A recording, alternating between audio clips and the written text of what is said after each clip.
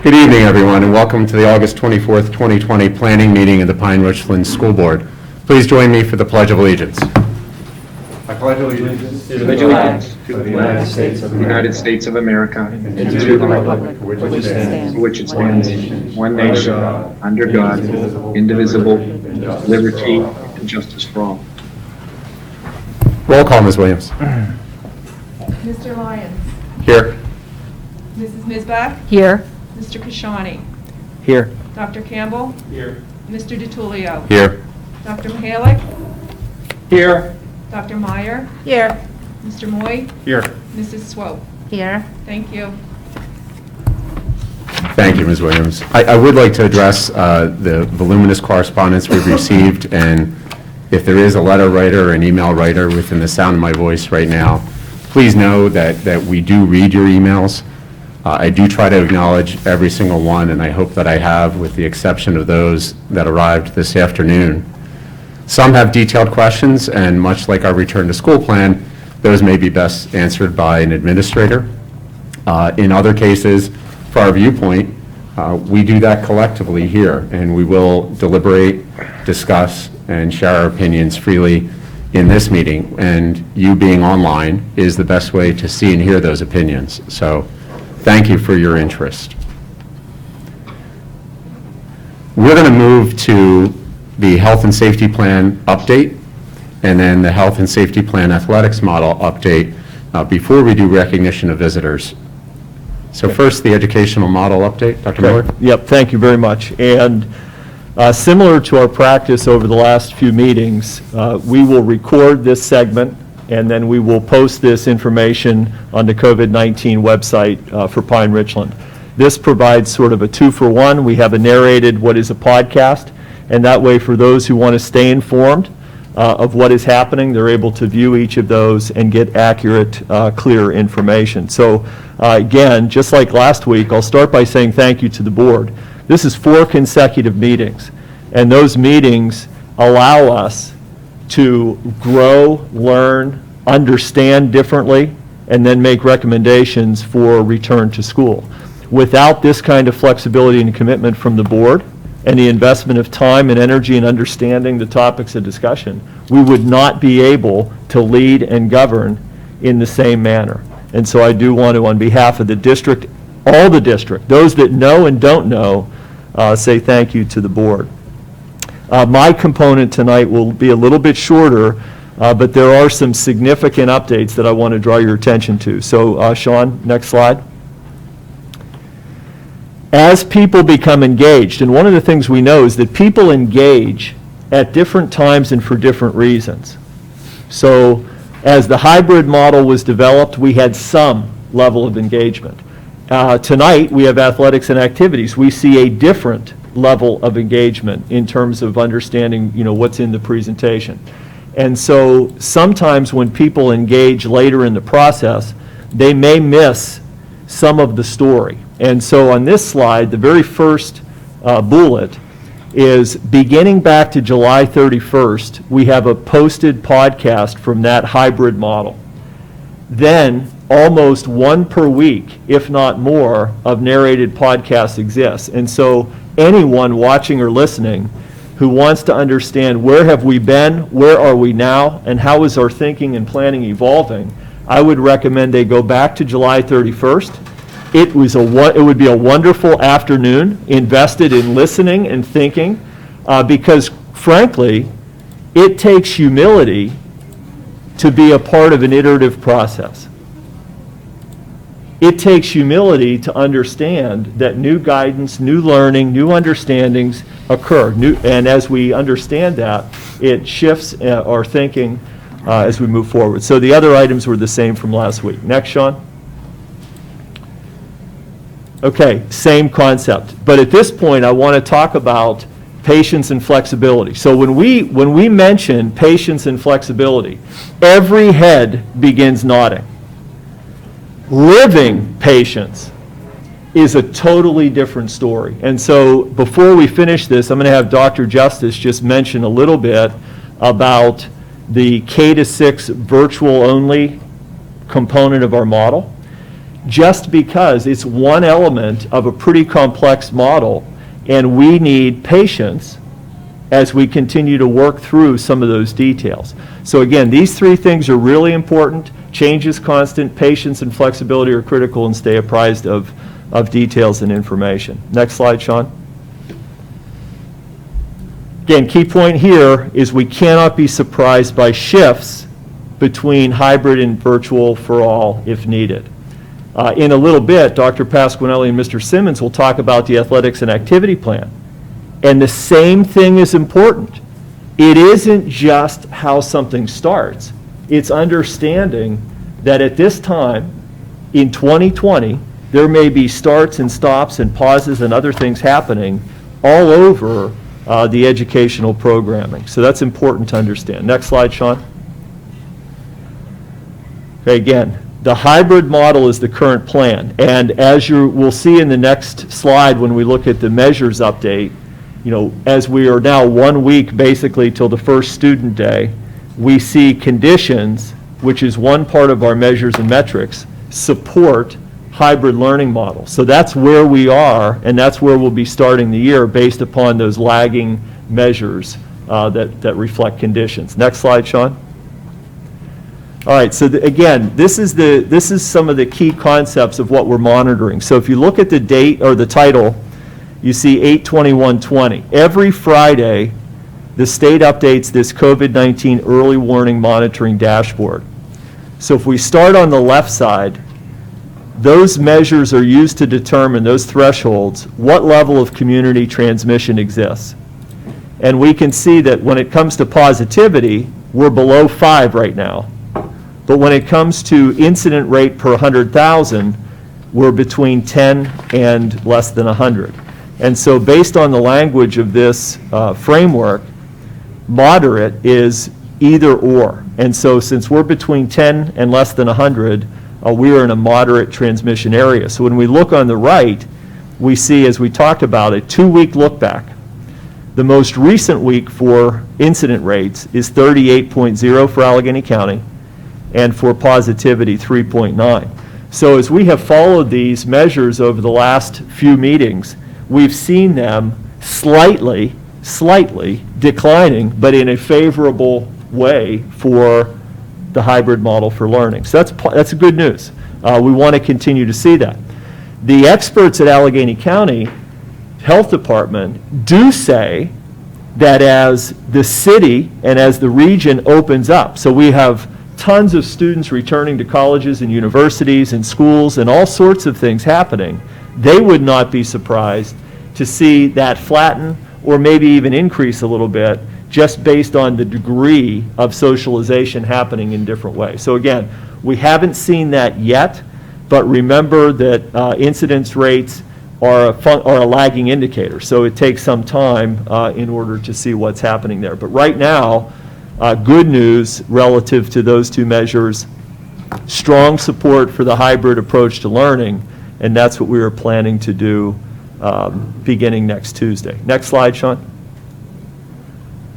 Okay, and again, we've talked about this last week. This has to do with the number of confirmed cases that exist within a school or schools or the district. And we'll talk about this a little bit more on the next slide in the context of our hybrid model. And so, and I also think this has relevance for the next discussion, which is around athletics and activities. Next slide. Okay, so last week we talked about this, but I want to emphasize a different point. So on the right side of the screen, we see the difference between quarantine and isolation. Healthy people are quarantined when they are deemed close contacts of a confirmed case.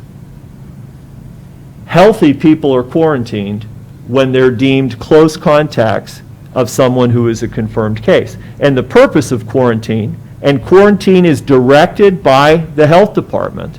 Now, people could choose to do that, but otherwise it's directed by the Allegheny County Health Department based upon exposure or being a close contact to somebody who's a confirmed case. Isolation is the person who's sick. And so isolation means no contact with others for a period of time, 10 days plus or minus, and you have to be a certain number of days symptom-free. So again, not all people who are confirmed positive with COVID-19 require hospitalization or other supports, but isolation is for somebody who's sick. One of the points that I wanted to make this week on this slide is in the middle. It says PRSD model and the big three. And the first sub-bullet is that not all hybrids are the same. Pine-Richland hybrid is built with the understanding that asymptomatic students and staff will walk into our schools. We've not said it exactly like that before, but we need to understand it because it's the very basis for how we designed our hybrid. So why do we have only half of the alphabet coming to school? Why are we doing different things at different levels? We're doing those things in order to provide the 6 feet of physical distancing between students within the school setting and staff, so that when asymptomatic students or staff come into the building in a mask, hand sanitizing, in facilities that are being sanitized, keeping physical distancing, when that happens, if someone becomes confirmed positive down the line or days later or someone shows symptoms, we, when we're working with Allegheny County, have the confidence to be able to report and say that this is our hybrid, these are the measures that are in place. Our setting in the schools, and later we're going to hear about it in athletics and activities, when it's within our control, it can be highly regulated. You see what happens when it's not within our control. You see it when you drive down the street, you see it in communities, you see it on TV, you see it everywhere. And so we can do a lot of things within our programs, whether that's the hybrid model during the day, or as you're going to hear about in athletics and activities, we can do a whole lot to put in place regulations and restrictions and protocols. But as we have talked about many times, next slide, Sean. Next one. It's an ecosystem. And so behavior outside of a regulated environment impacts things that happen within it. So we've really done a lot of thinking around every aspect of what we and other school districts are charged to do. I mean, I can't begin to tell you my level of appreciation for the sacrifice of the board, administrators, health professionals, all those who provide insight to what we're doing, how we're doing it, and what our plans are. But if we cannot understand this, then we are going to have a challenge in implementation. And so later tonight, when we get into, or the next item, when Mike and Sean talk a little bit about our recommendations for athletics and activities, you know, there's going to be some things in our recommendation that those who want to play will like to hear. There are some things in our recommendations that we're proposing as non-negotiables. Things people may not like to hear. Because what we're trying to do is discern what is a reasonable course of action as we reopen and attempt to normalize and socialize and do the things that are a part of the fall of 2020. And so it sort of goes both ways. That commitment by us, by our staff, to making recommendations happens because we live and breathe this job. We live and breathe the responsibility. So when I look outside and I see students who are not in a mask, hugely bothersome to me. It's a requirement. when students return to school unless they have a specific reason not to be in it. When I look and I see a lack of 6 feet of physical distancing, when it would be easy to do so, that's a problem. And so these are things that are going to have impact. So when we make a recommendation around a continued phase-in for sports and activities and other things, the behaviors that we see that are not demonstrating the big three are going to undermine attempts to be able to consider that.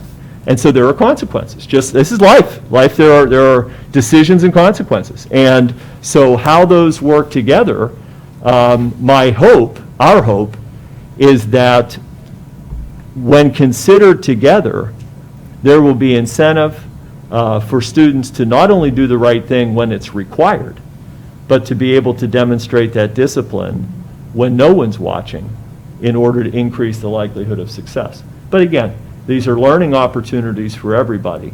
But again, I'll go back to a comment I made at the beginning. Next slide, Sean, although I think that's it. Yeah, that's fine. I'll speak for myself. There's humility in learning. Every time we talk to our healthcare professionals on our leadership council, they talk about the learning that's happening in this field with COVID-19 and the need to continue to understand what's going on. So I mentioned earlier that when it comes to patience, we need some of that, not just the head nod when people hear we need to be patients, but the actual patience that comes with implementing complex things.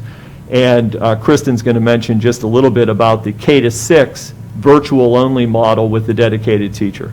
Yeah, so just as a reminder, we have our K-6 model virtually with a dedicated teacher, and that had been established based upon responsiveness and listening through those iterations of improvement to each of our plans that we had developed initially. So being able to offer that and to give context to it, we also developed a podcast to share kind of the outline of what it would look like in terms of the virtual learning, and it mirrors, because of the dedicated teacher at the K-6 levels, the ability that we would have to instruct kids if everyone were virtual. So that communication had gone out previously, but to shed more light on that and to answer some questions that families had, we also sent a communication this evening to the families of the 100% virtual model, sharing even specific grade level schedules that had not been shared previously as samples. So we had seen grade spans and some kind of loose ideas of what it would look like, but that context has been shared. And one thing we're excited about within that is that we are still individualizing the learning for the students. So you'll see built into that RAM time and places for the interventions to occur that would typically happen within the school setting. So all of those types of small group opportunities are occurring to meet the students' needs. And so between now and the beginning of school, we're continuing to look at all that work strategically, and we're offering professional development specifically this week to the teachers today and tomorrow. They're enhancing their own competencies around the instructional approaches that they'll take in the classroom. And then they have time beyond that for the majority of the week outside of Rams Way training, essentially, to practice those and to work with colleagues. And we've been seeing new grade level teams formed, extremely creative ideas coming from the teachers already, and even the principal, Ms. Guerin, in terms of how they're going to connect and build community within that setting. So as we've been discussing, patience and flexibility are of utmost importance. We're going to continue to work through the model and look at what we can do to continuously improve as we work through the days ahead and even into the beginning of the year. So to the families who are receiving that communication tonight, hopefully that assists in helping paint the picture of what it'll look like a little bit better, and there will be more information to come. Thank you. So that's part one. Mr. Stovener, if you could pull up the next presentation, please.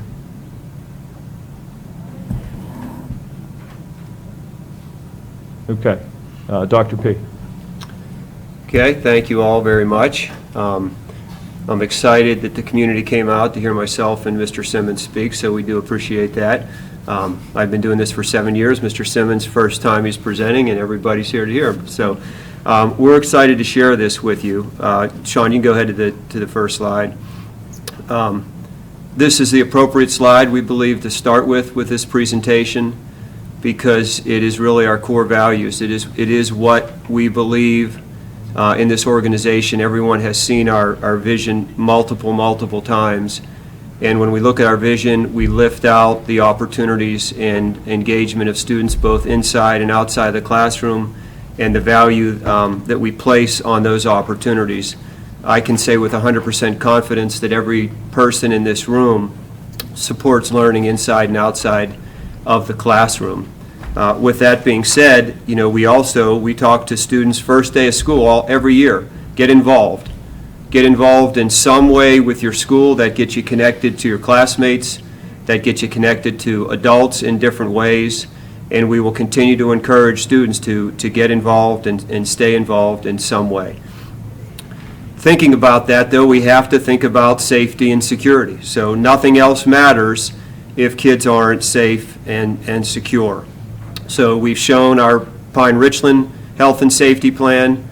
We have shown you multiple times iterations of this athletic and activity health and safety plan, and with guidance from healthcare providers and agencies, we believe we've got a solid plan to present to the board and community tonight.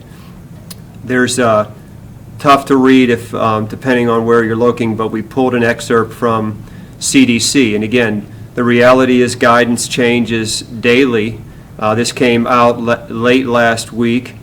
It talks about thinking about reopening schools, and here's the reality. There's a risk in everything that we do. There's a risk to open schools. There's a risk to close schools. There's a risk to let kids play, and there's a risk to not let them play.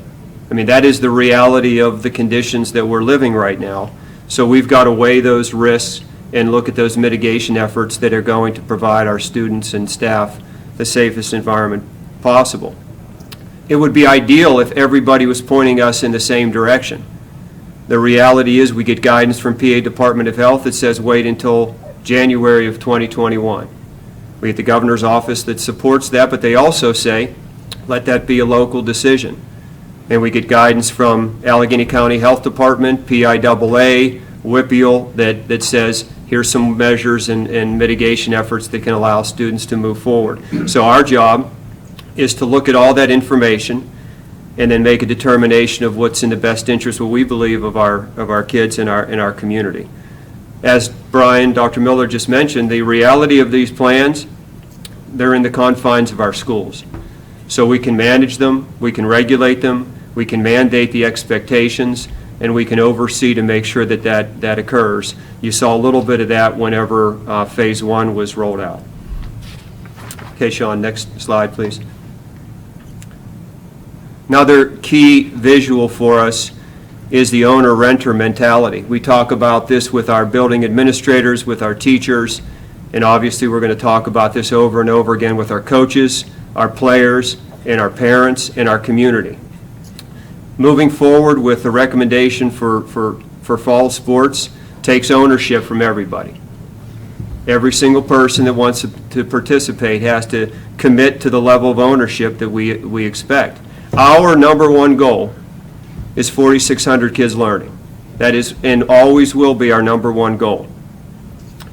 We understand families, the families that are seated outside. If my wife were in this district, she'd probably be outside. I mean, that's the nature of families that love their kids, that are focused on their children. We have an obligation to think about 4,600 kids. I understand families can think about their small group. We appreciate their engagement and involvement in this process, but our thought is around what's in the best interest of our big body of Pine-Richland School District. So owner versus renter is huge with this, as you're going to hear over and over again in this presentation, that there's an expectation of developing plans at the sport and activity level that are guided by this overarching plan that we're describing with you tonight, and we have the details laid out in board docs, that implementation has to be rock solid, and it has to be rock solid every single day, every single moment. And we'll talk about that throughout the presentation. Okay, next slide, please. Certainty, one thing we know, and we've talked about this, is change. This is the third time we're bringing this plan in front of the school board and community, and that's because there's constant change and information and new information that's coming our way. From the get-go, we talked about a phasing process, and that phasing process is supported by all the healthcare agencies. So phase one, we've talked about, that was conditioning, that was physical distancing, that was getting children back on campus with their coaches to start building those relationships with each other and with their coaches. We did a nice job with that, and we'll talk about that more. As we think about the next two phases, we are recommending to move forward with fall sports.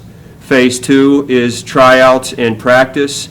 There is heat acclimatization for football that has to be considered. That's in this timeline as well. And then phase three gets us into competition. Competition obviously changes because there's close contact in competition, and there's close contact when you get into phase two with the practicing. We did not put specific dates in this in terms of competition because, as you all know, those are unique to each sport, and they're still actually being modified depending on what's going on in the region. So that's our recommendation for a timeline in terms of moving forward.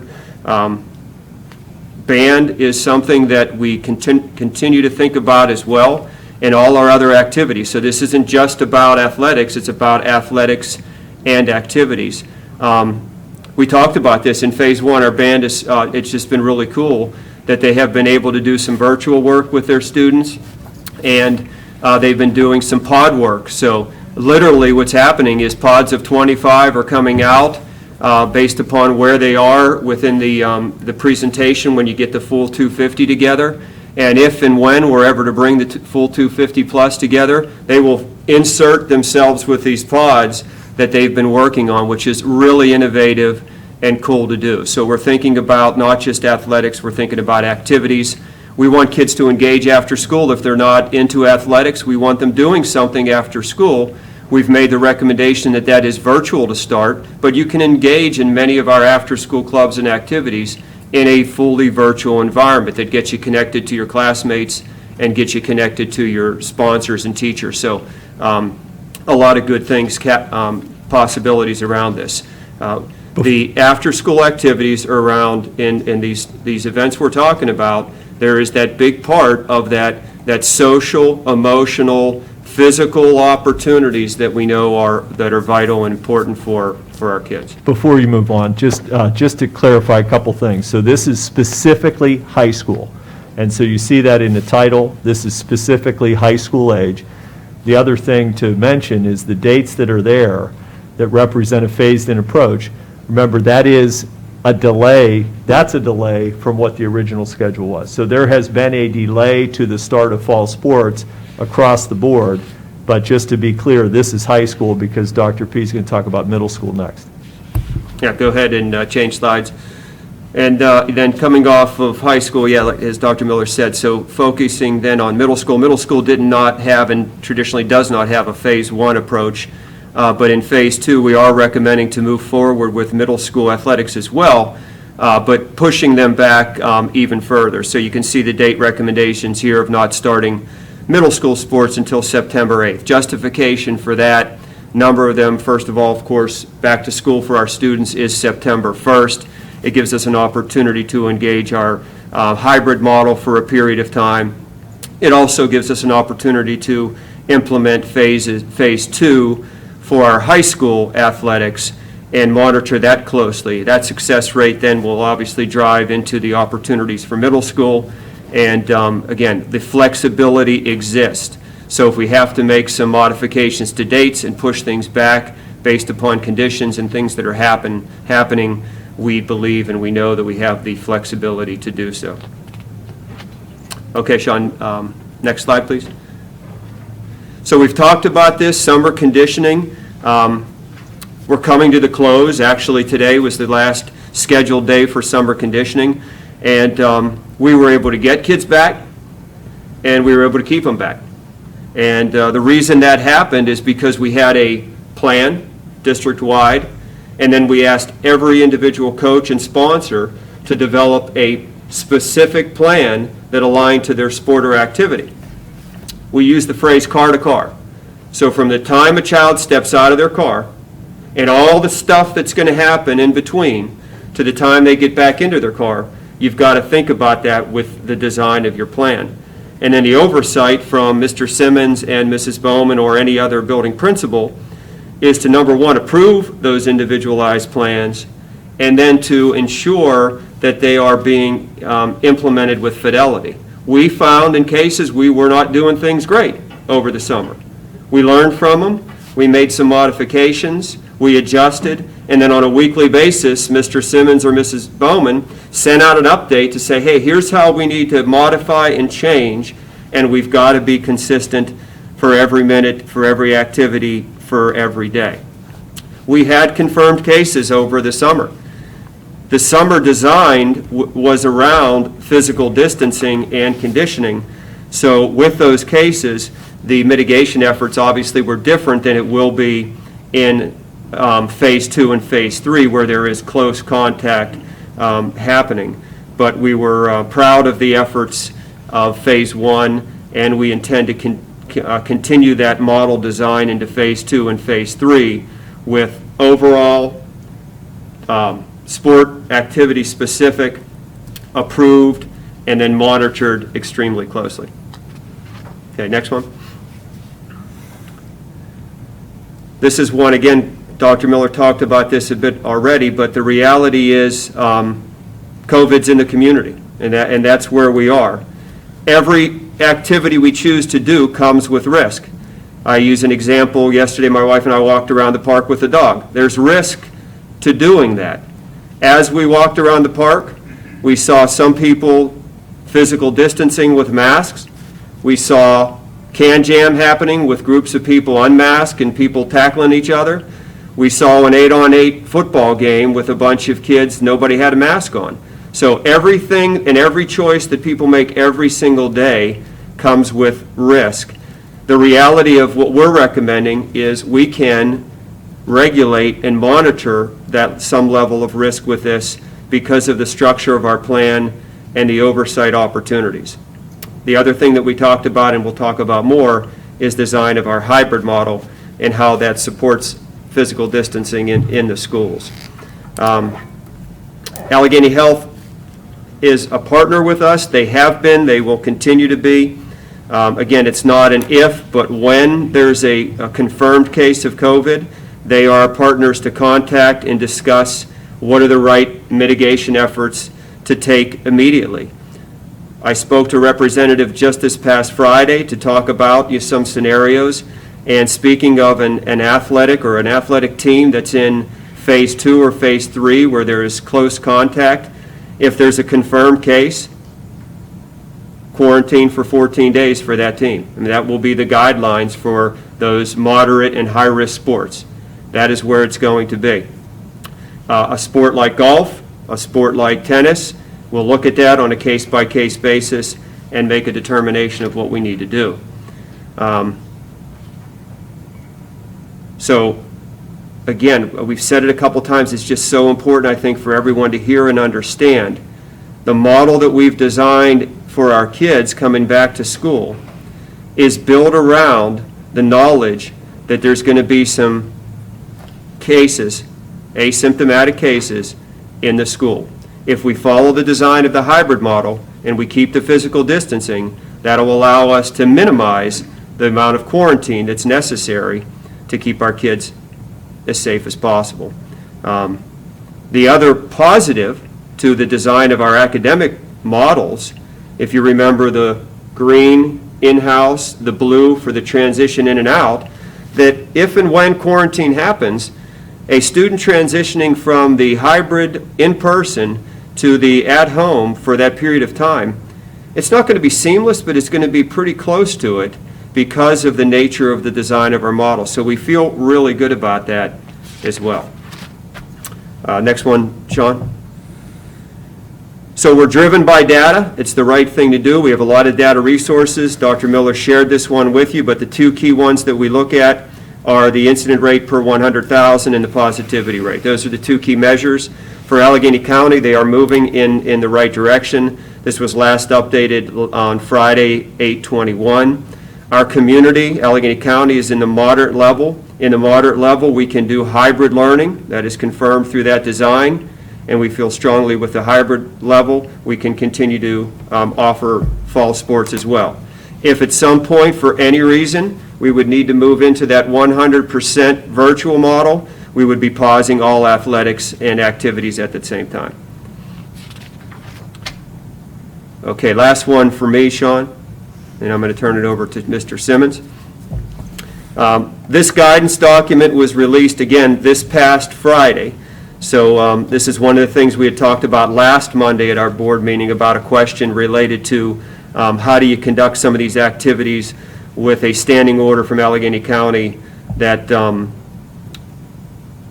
that provides a maximum of 25 indoor and 50 outdoor. This guidance document was released because, you know, again, the justification from Allegheny County Health Department in WPIAL was PIAA has provided a health and safety plan with mitigation efforts for each of the fall sports, and that's where and why they are supporting it. There's a couple of key bullets on this presentation. The top one is spectators are prohibited from attending in-person events. We're going to hold firm to that, and our community is going to have to understand and respect it.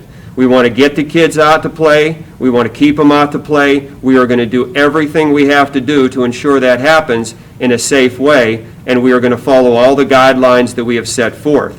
So the concept of standing up on a hillside 20 feet away it's a non-option.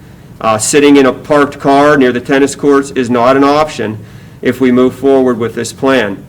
It's important that we all rally around our kids to allow them to get out there and stay out there, and we need to do those things consistently. Now, the other nice thing that we have at Pine-Richland is fortunate we don't just say no, we say no but. No but, we have PRTV. PRTV is a wonderful group of adults and students that enjoy what they're doing, and they are willing to do everything they can to live stream and allow the parents to see their children interact and play and perform and do all the things that parents love to see. We're going to archive video. We're going to put video montages together. So it's not just no. It's no, but we're going to do some things because we understand how important that is to a family.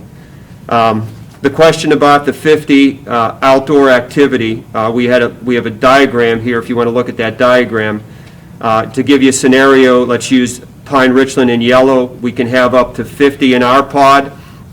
If we're playing Seneca Valley in orange, they're across the field, they can have 50 in their pod, and then there's a third pod that's considered the competition pod. Again, the reality is the competition pod mixes pods, right? You have kids coming from pod 1 and pod 2 to play in pod 3.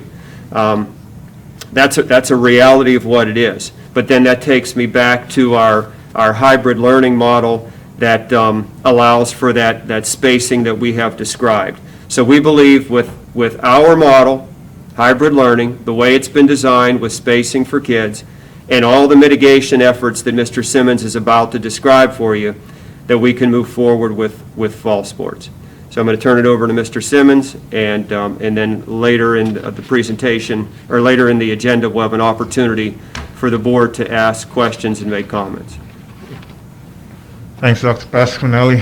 I just want to thank you guys for the opportunity to present to you today, and I just wanted to talk a little more about the efforts that we've been making to provide a safe and safe environment for the student athletes at Pine-Richland.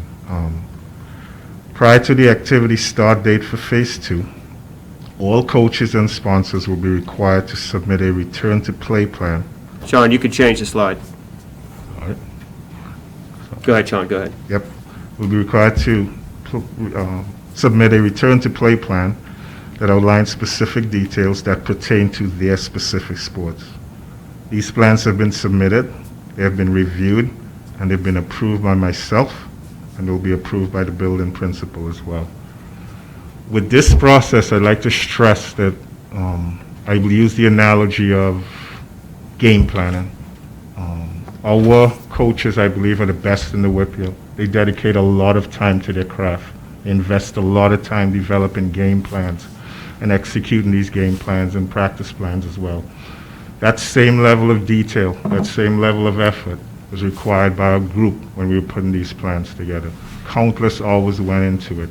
We've reviewed it, we've refined it, and we feel that we've had a plan for each sport that is specific enough and provides a safe environment for our student athletes. It was stressed to our coaches. They all had buy-in. They all had ownership of it. And I feel very confident it's a good plan moving forward. Next slide, Sean. Based on the criteria set forth by the National Federation of High Schools, we've been able to classify all our fall sports into 3 categories: high-risk category, moderate risk category, and the low-risk category.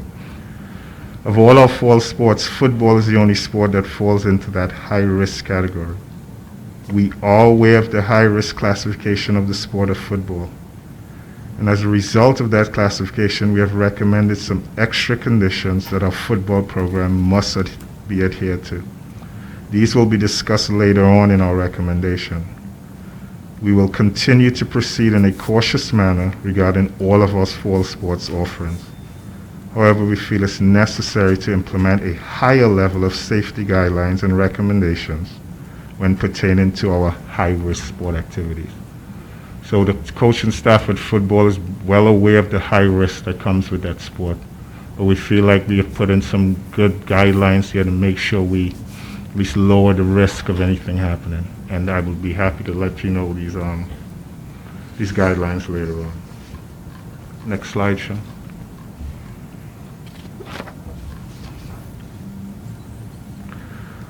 Like I mentioned in the previous slide, we are cognizant of the level of risk associated with sports classified as high risk.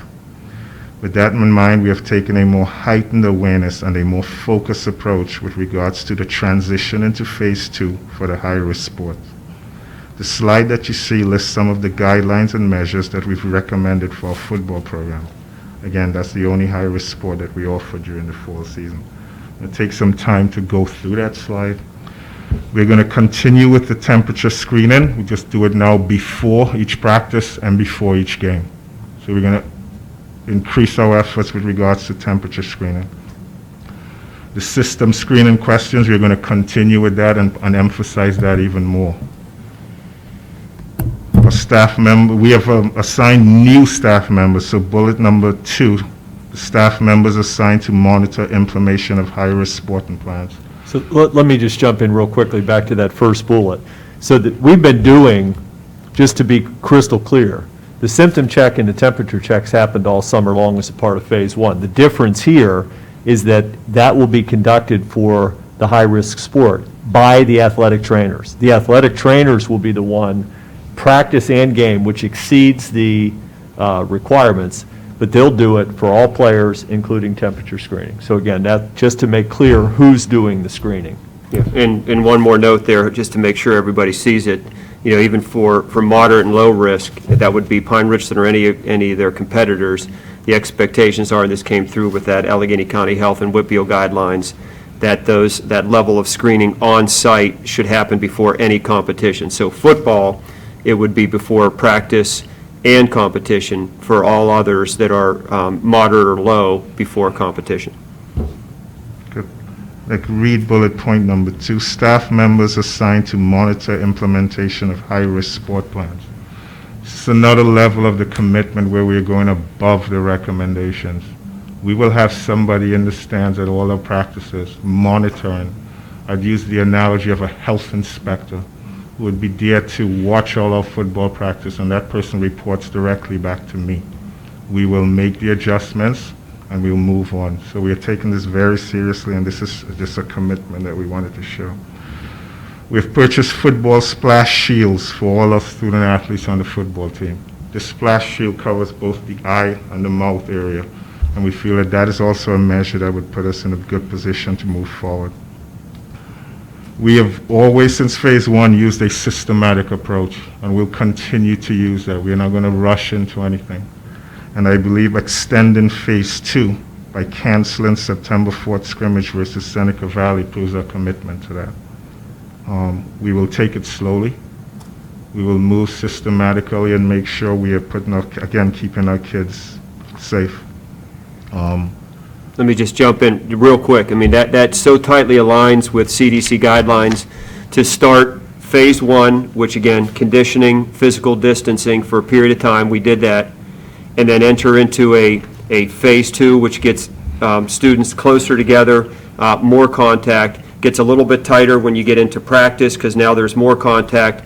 And then they recommend before you go outside with competition, you do internal competition. So that's the inter-squad green-white concept. And then finally, when you're seeing things are going well and there's the mitigation efforts are in place, you've got that peak at the top, which is competition outside, in this case of our school district, but still in the region. So the games are regional. We're not talking about traveling outside of the region. Okay. So with that, our first game would be scheduled for September 11th.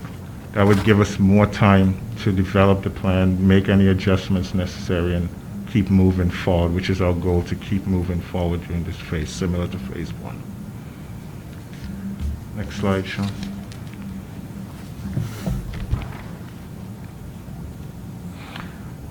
Conditioning leading to temporary or extended closure.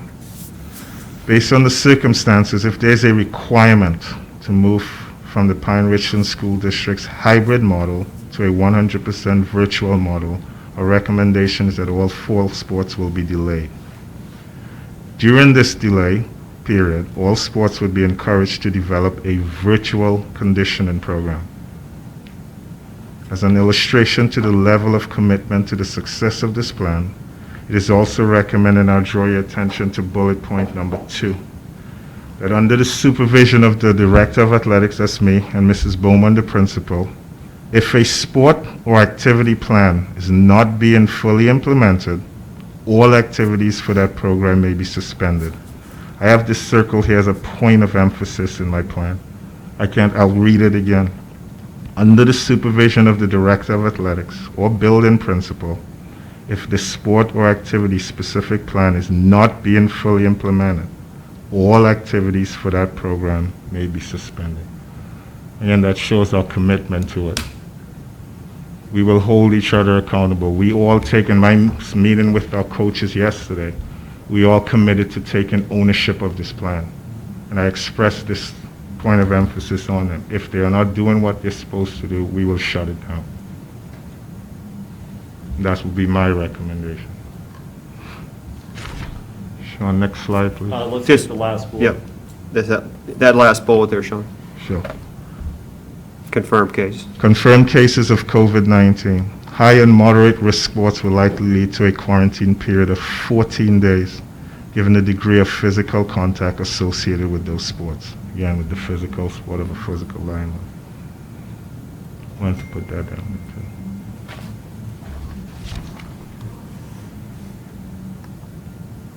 Next slide. Most of you have already seen this. These are the points of emphasis, the details in our plans. I'll take a few minutes here now to pause for those of you who may need to review it again. There are 3 slides that include the points of emphasis, so take some time now to just review it if needed. Yeah, and I'll jump in just to move us along a little bit too is, again, number 3 is key because of the nature of the big 3 we've been talking about. We've got to do those things. If we're not feeling well, we've got to stay home. We've got to do all the mitigation efforts that are appropriate and, going through those system checks as listed there. Those are vital. Number 2, we already shared with you in terms of the additional mitigation for high risk in terms of getting the Allegheny Health Network trainers involved in assessing students in high risk every single day practice and games, and then those for the game day only for the other levels. Okay, Sean, next one.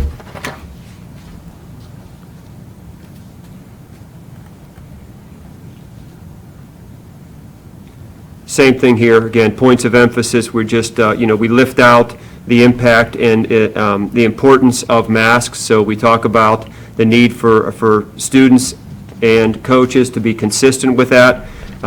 Again, during competition, that actual act of competition that's happening, masks can come off for that. That is part of the plan, but there's an expectation, once students come back to the sidelines or back to the bench, they physically distanced, they catch their breath, they get a nice drink of water, and then when they get closer to the team, then the masks come back on. These points of emphasis have been consistent over a period of time, so a lot of things that the coaches have already implemented in phase one. Sean, anything else you wanted on that slide? Next one. Well, I'd like to go back a slide, actually. So, yeah, that's good, right there. Keep it 1, 2, 3. Thanks, Sean. So, some people appreciate the analogy, some people don't. But I'll give it again because it's important to me. So, part of the success of school and part of the success of this plan is based on the honest, candid disclosure of symptoms. So we also know there's asymptomatic people. But when it comes to those who are symptomatic, we need the honest, candid disclosure of symptoms. When, over the decades, when our understanding of concussions began to change, it's tough to get athletes to self-disclose concussion symptoms. They don't want to be off the field. And it takes significant effort over many, many years to begin to make an impact on concussions. We now have baseline testing. We have all sorts of things happening as our awareness and understanding of concussion, the importance of concussion testing protocols, et cetera, is developed. Again, with this, it's the same idea. There will be some who are asymptomatic. That's the nature of COVID-19, and there's data that indicates that's more likely with children than it is with adults. But nonetheless, we still need honest self-reporting of students who are experiencing symptoms. And so that's an example, back to the slide, where it says if conditions, cases, or circumstances warrant, then action will be taken. And so if we have any indication from any of our teams that reporting is being discouraged, that would be reason to suspend that program, period. Now, with that said, the advantage of the hybrid as we have designed it is that it accounts for the big three, and so students who are asymptomatic, again, as they come into school, we've put the mitigation strategies in place in order to prevent or reduce significantly the potential spread of COVID-19. So for me, this is a hugely important point, and it's the crux of candor. The reason it's hard is because for moderate and high-risk sports, a confirmed test leads to a 14-day quarantine based on our discussion with Allegheny County Health Department. That's high stakes. But it is part of this recommendation. And so we need that to be very clear to the board that that is our thinking, because there are certain areas of this that have to be extremely clear so that if they're implemented, it's understood, what it is that we're talking about. Okay, sorry, go ahead. Okay, we're on number 9. Yep, You give want you a to- chance to review those, but I'd like to focus on slide number 12, which will be a change for most of our student athletes, at least in the high school level. Athletes will not be granted access to locker rooms. Teams will come dressed and prepared to compete. This is one of the non-negotiables that we've talked about before, and it represents a huge change for the culture of our student athletes. But again, if we want to continue moving forward, these are the changes we're going to have to make. Next slide, Okay, Sean. Sean.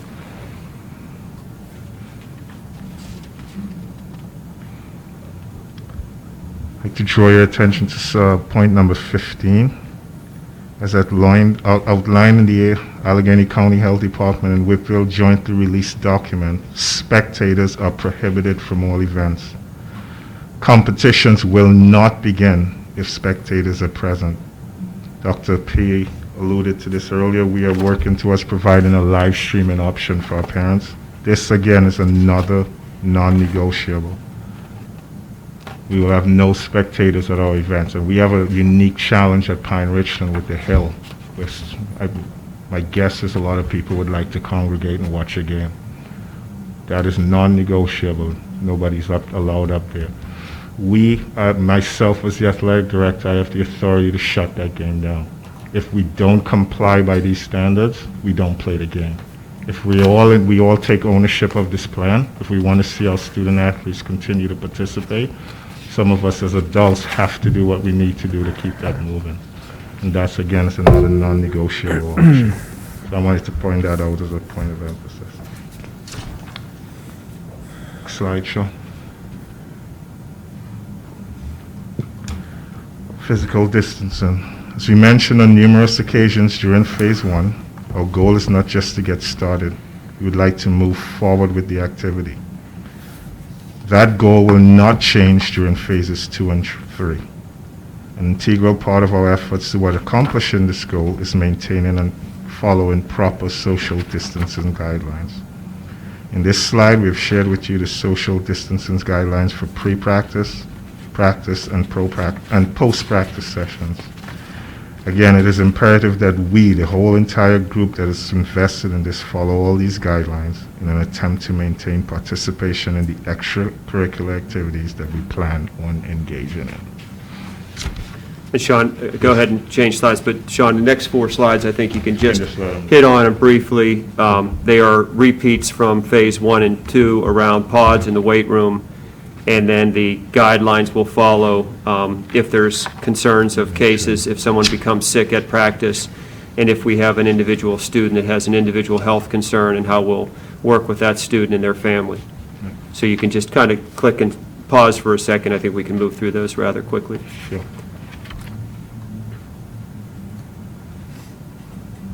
Okay, Sean. Next slide. This is returning to, and this is the one about, an individual child that needs additional support. We would be working with a family physician and whatnot.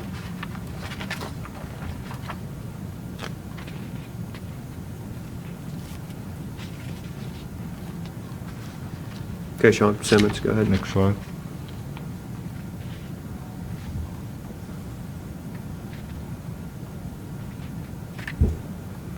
Sean Simmons, go ahead, you can wrap it up. Okay. This slide shows the link to this. There's a link to this form in the email that was sent to everyone. For student in phase 1, which was a voluntary phase, all our student athletes had to fill out an acknowledgement and waiver form. During phase 2 and phase 3, phase 2 is more considered our tryout for process, and phase 3 is competition. There may be some student athletes who will be now joining our program. They are also required to fill out this form as well. We will monitor those closely and make sure that every student athlete acknowledges and signs this waiver form as we move forward. And that is the presentation. Thanks. I just want to close by saying one thing. We've worked very hard to develop this plan, and we've been successful in phase 1. A lot of time and effort was spent into developing phase 2 and phase 3. We've put together the specific plans for each sport. We truly believe in that plan. We feel that we've put our student athletes in the best position to succeed. And we look forward to moving forward if we are allowed to do so. Thank you. Yeah, just one last close for me, too. I promise it's brief. It's just to be 100% clear, because so the recommendation from administration is to move forward with fall sports. There have been modifications and extensions to phase 2 to do that, and again, with the plan approved by each sport or activity. So that is our recommendation. Thank you. Thank you, Mr. Simmons. Thank you, Dr. Pasquinelli. I ask that the board withhold their questions at this time. Just in terms of housekeeping, we do a recognition of visitors, a couple of housekeeping motions, and then we'll move to the board's deliberation and vote. We have about a half dozen action items to vote on this evening. Ms. Williams, do we have any virtual attendees? We do not. Thank you. Item 1.05 is a motion to, item 1.05 is acknowledgement of correspondence. Thank you, everyone. We do receive this and acknowledge it. Item 1.06 is a motion to approve the meeting minutes. Second. Is there any discussion? All those in favor say yes. Yes. Yes. Yes. Opposed? Motion carries. Item 2.01 is a motion to approve the revised Pine-Richland School District Health and Safety Plan as attached and outlined previously. Second. The motion's been made and seconded. We can have discussion and questions for the administration and clarification at this point in time before we vote. I have two quick clarification questions. The first one is, are splash shields only going to be a PR requirement, or is that going to be a WPIAL requirement for the football? And then number two, it seemed, and maybe I'm missing it, but it seems like from active competition, there's a glaring program not talked about, and that's the band. And I didn't know if the pod system could take the bands into account for games, even though we have far more than 50.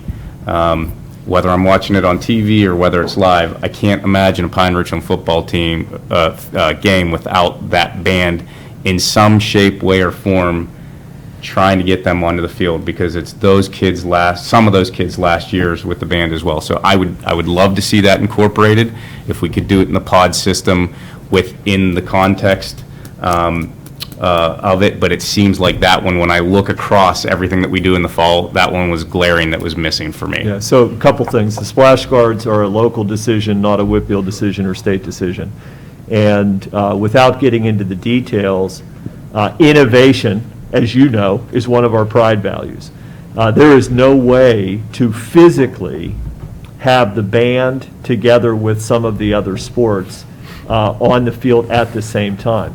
However, as Dr. Pasquinelli did talk about in the presentation, there is opportunity to find ways to figure things out. How exactly we'll make that look would be with Mr. Scott, the director, and his staff. But we have ways of doing that, and then also opportunities to embed the capturing of that, we believe, in the live streaming. So every time there's a live stream of an event, could be soccer, field hockey, whatever, there's an opportunity to also play that recorded performance of the band. So a lot of details are being figured out about how to orchestrate all of that, but that's there. The other things that we've talked about are, relate to the spring. So there's opportunity, typically, we think about marching band, and generally that's in the fall. But if there are opportunities, if conditions are changing, and there's ways to do things in the spring, that's obviously a huge opportunity for us to consider as well.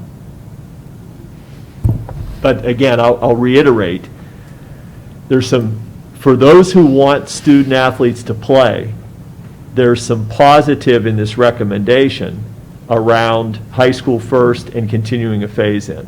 But there are also some very clear non-negotiables, and one of them is no spectators, right? One of them is, if we move to 100% virtual option because of cases, conditions, or circumstances, then we put a pause on athletics and activities during the time that our entire district is in that state. So again, I just want to emphasize that, because there's some potential real positives for the social, emotional, and physical and other development of our student athletes and band members, et cetera. But there are also some clear and bright lines there that will require a community commitment. Because as Mr. Simmons said, if the opportunity exists to see kids engaged in something that they enjoy, and that's interfered with because of people's unwillingness to follow the guidelines for no spectators, then we will postpone, we will cancel, and we will come back with a recommendation to stop. So it's our hope that there's that balanced understanding in support of the program. I have a question. It's connected with Greg's question, but I was thinking, I totally approve that different sports, they have different game plans and different approaches. And talking about football, it's the highest risk sport. And I was thinking about that third pod when both teams collide, as you say. How feasible do you think it is to reach some kind of agreement between the school districts when it comes to the safety plan, at least for this highest risk sport like football? Because if we screen our players, if we provide face shields, if we provide all those safety precautions, the moment when they touch each other, our safety plan is kind of out of the window. So if there was willingness to at least reach some kind of agreement between the school districts in the competition phase, for example, just screening the temperature of the players before the game, or kind of like agreeing on the common sense, because those things, I don't believe they are like very strange. They should be, all the school districts are talking about exactly the same thing. But I was wondering if we can assure higher safety of our players if we know that those two competing school districts are kind of on the same page. Yeah, so those requirements are there for everybody in the WIPIAL. So, I mean, that's not specific to Pine-Richland. You know, many of the details in this plan are the same requirements that are in other plans for other school districts. Mr. Simmons will work with athletic directors. Again, the issue is, you can have a plan, and do you implement it with fidelity? So what we've talked about here is not just having a plan, but having that plan tailored to the sport, having the coaches and players and parents take ownership of it and understand its importance, and then implement with fidelity. And failure to do so would result in a recommendation to suspend that sport or activity. So he would be working with the other coaches. And one of the things that was not discussed in the presentation, but it ties directly back to our continuum model. So bottom red box says, don't be surprised if we have shifts happening. Same thing is true in sport. Don't be surprised if, because it could be the other team that has a confirmed case and has to quarantine. And so there may be 2 weeks, or there may be an opponent that we don't play because their team is not permitted, and vice versa. So the reality isn't board takes action on this, and if there's a support for this recommendation, that it's like smooth sailing and there's no, that would be highly unlikely. Things will be happening, and there will be starts and stops and pauses and cancellations and other things. I mean, that should be expected, I think, from all. I have a question, just one comment first and a question. Greg, thank you for mentioning the band. I second that. Band, color guard, dance team, cheerleaders, if we can find a way to keep them involved within the guidelines of this, wholeheartedly support it. My question is home games versus away games. I assume that all these plans, encompass, events on our campus. How do we correlate this with, the policies of other school districts when we go to away games that may be in the county, out of the county? How does this shift or change or get affected by that? So the no spectators thing is a part of everybody. And there's a 250 number in Pennsylvania in terms of outdoor activities, not what Dr. Pasquinelli talked about tonight. But again, we're going to start with our community. And so we're going to hope that our spectators listen and follow the guidelines that are there, or we're not going to get anywhere. So, we will be working with the other schools. We have golf, tennis, boys and girls soccer, field hockey, football, girls volleyball. Those are the cross country. Those are the fall sports.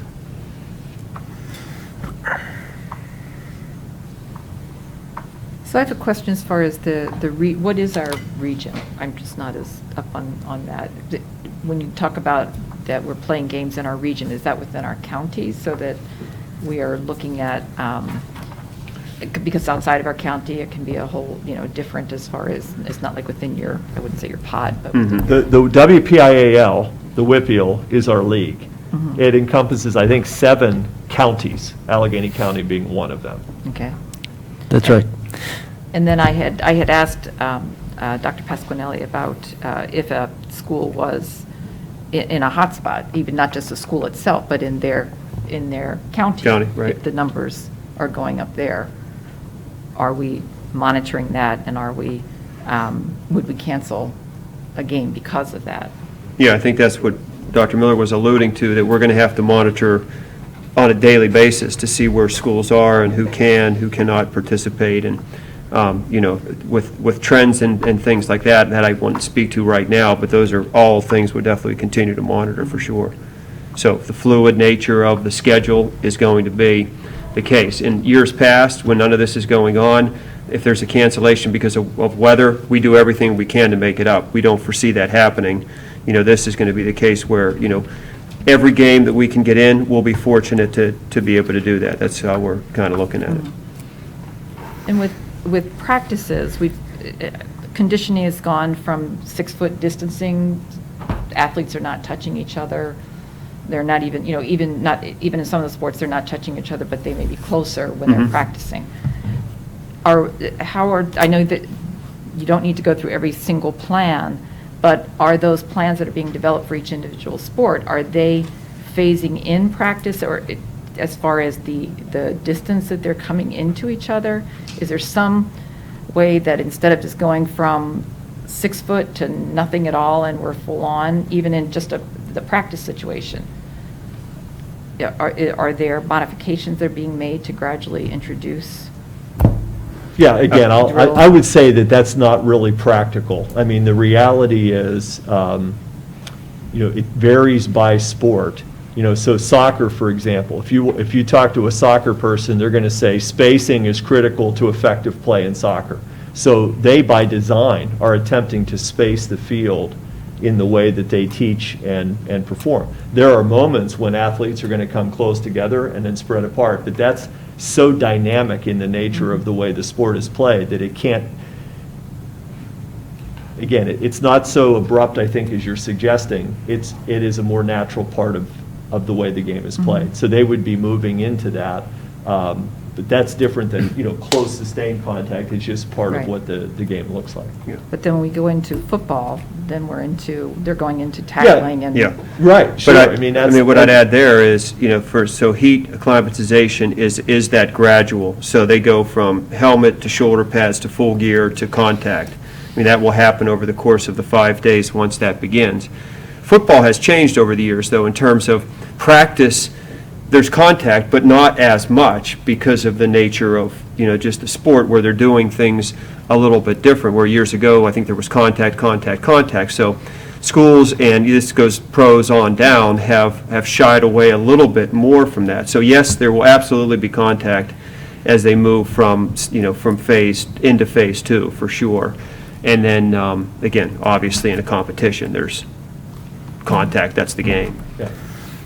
So I can share how my thinking has continued to evolve, whether that's helpful or not. So the point that I emphasized earlier is, what does our hybrid model look like for instruction? And the hybrid model for instruction is built on the big three, and it's built on physical distancing that happens within the schools. Irregardless of this conversation, irregardless of athletics and activities, we will have asymptomatic students and adults walking into our schools every day. Every day. And it is because of our hybrid model that we have confidence to recommend it to you, and we have confidence when we review it with Allegheny County Health Department, and we have confidence that if we were to find out that student A is confirmed positive with COVID, that the measures that we have put in place within the school day protect others and reduce the risk of transmission. So that's the 50 pages of our health and safety plan. So that makes us feel good. It would be a misconception to think that, not in my mind, and again, this is the evolution of my thinking, that without this, which is a highly regulated, supervised approach to phasing in play, it would be a misconception to think that our hybrid school day is, quote, safer. I don't believe it is. Because the students who are not engaged in highly regulated activities are all over the map doing all sorts of things, most of which are more at risk than what's happening within a program as we've outlined here. So one of the things I find myself thinking about more, and again, even since we were here last Monday, is the incentive that comes with really owning this by the team, by the athletes, by the band members, by the color guard, et cetera, because it's going to be those decisions away from our hybrid, away from this highly regulated approach, and when they're out there doing whatever it is that there is. So that has really helped my thinking. I didn't have my head around that in the same way last Monday as I do today, and it's really what makes me feel good is our hybrid approach and how that evolved, and then how this dovetails into that approach. So that's where, if that's helpful, that's where my head is. And one last for me, and then I'll stop too, is I opened with, there's risk to play and there's risk not to play. Believe it or not, my mind's going to greater risk not to play because of what I still believe is going to happen outside of the school district is play. It's going to happen. There will be, I believe, a high level of motivation to follow these guidelines because of the desire to play. And that's my evolution of this thinking as well. I think, Christine, too, that your question speaks to, especially with football, the reason why it's labeled higher risk is because of the dynamic that exists within the game. And I appreciate, maybe I'll Barb, take can this you touch that screen real quick? as a chance to thank you for the path forward. I think that it's appreciated. It's clear that so much thought has gone into this, and while not ideal, it is a path forward. It's a way to play, and so I appreciate that. The educational model is the foundation that even makes the athletics model possible. Correct. It's what enables it. Without the educational model, the athletics model really doesn't work.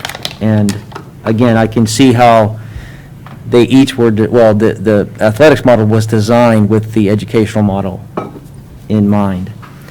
And so, thank you for that as well. The fact of the matter is that, just like I noticed last week, I expected you to take a very thoughtful approach to risk mitigation and look for a way to play, and that's what you've done. And we can't eliminate risk, and that's the thing we all have to understand. I think we're all saying that in some way. We all know that. We cannot eliminate risk. There is no such thing as zero risk with or without COVID. There just isn't. So the best we can do is reduce it the best we can. And I know that ever since this started with my family, we take it very seriously, but we say we're going to mitigate risk, we're going to follow what we need to follow, the guidelines, but we're going to still live life. And we're not going to be afraid because there's risk. And so I'm very comfortable with this plan, and I will vote for it. And one of the dangers of looking at data is that you can paralyze yourself by the data. So I appreciate factoring data in, but at some point you do have to just say, we're going to live this way, we're going to be smart about it. And again, all that's baked in here, I can see that for me, so thank you. I'm going to jump in. I think I come to this with a little bit different perspective than the majority of the board. I had a senior last year, and I watched my senior lose so much. We had plans to see him march in Kentucky. It didn't happen. We had plans for him to do prom, graduation, and it hurt. It hurt him. It hurt me as a mother. This is not a black and white situation. I also come from a family of athletes. I have a niece who graduated in a Division I track and field team. I have a niece who's currently a gymnast at a Division I school. And I understand how important recruiting is to some of these kids. And to some of these kids, it may be an equity issue. It may be their chance to go to college. With that said, this is serious, and I take COVID very seriously. My son just made Blue Band, and I'm thrilled to death. I will not get to see him march this year. I will not get to see him march out of that tunnel at Beaver Stadium, which I would love to do. But band's happening at Penn State. And band's happening because they are being extremely careful. They have scripted procedures. They report. When I watched it, like we were driving across campus just to watch them report. No, we're not allowed to do spectators and stuff like that either. My family, my in-laws just happen to live in State College. We watch them walk up, single file. They report to a certain spot with their instrument. Penn State, they have to have masks on at all time. I was deeply disappointed to see students out front without masks on. They have to have masks on. They report to their spot. They're called section by the time, section by section, to get in line. They line up. They switch from their regular masks to their playing masks. They have covers on their instruments. They play for 30 minutes. They have to stop because there's data that shows that if you don't move around after 30 minutes, the aerosols can build up. So they play for 30 minutes, they stop, they're dismissed line by line, they take a short break, get water, same procedure. Penn State made the news the other night because we had freshmen gathered in the quad. Do you know what Blue Band was doing? They were practicing. They were supervised and they were practicing. I think I have a lot of reservations, but I think we can do this. But I am going to tell parents, a lot of it is up to you. The stance you take, the behavior you demonstrate is the stance your students will take and the behavior they demonstrate. If you can't abide by the rules, if you can't be honest about your kid's health, this isn't going to work. So please, in all the emails I've read, you say you want this to happen. If you want it to happen, make sure the kids are following the rules, you need to follow the rules, and you need to be committed.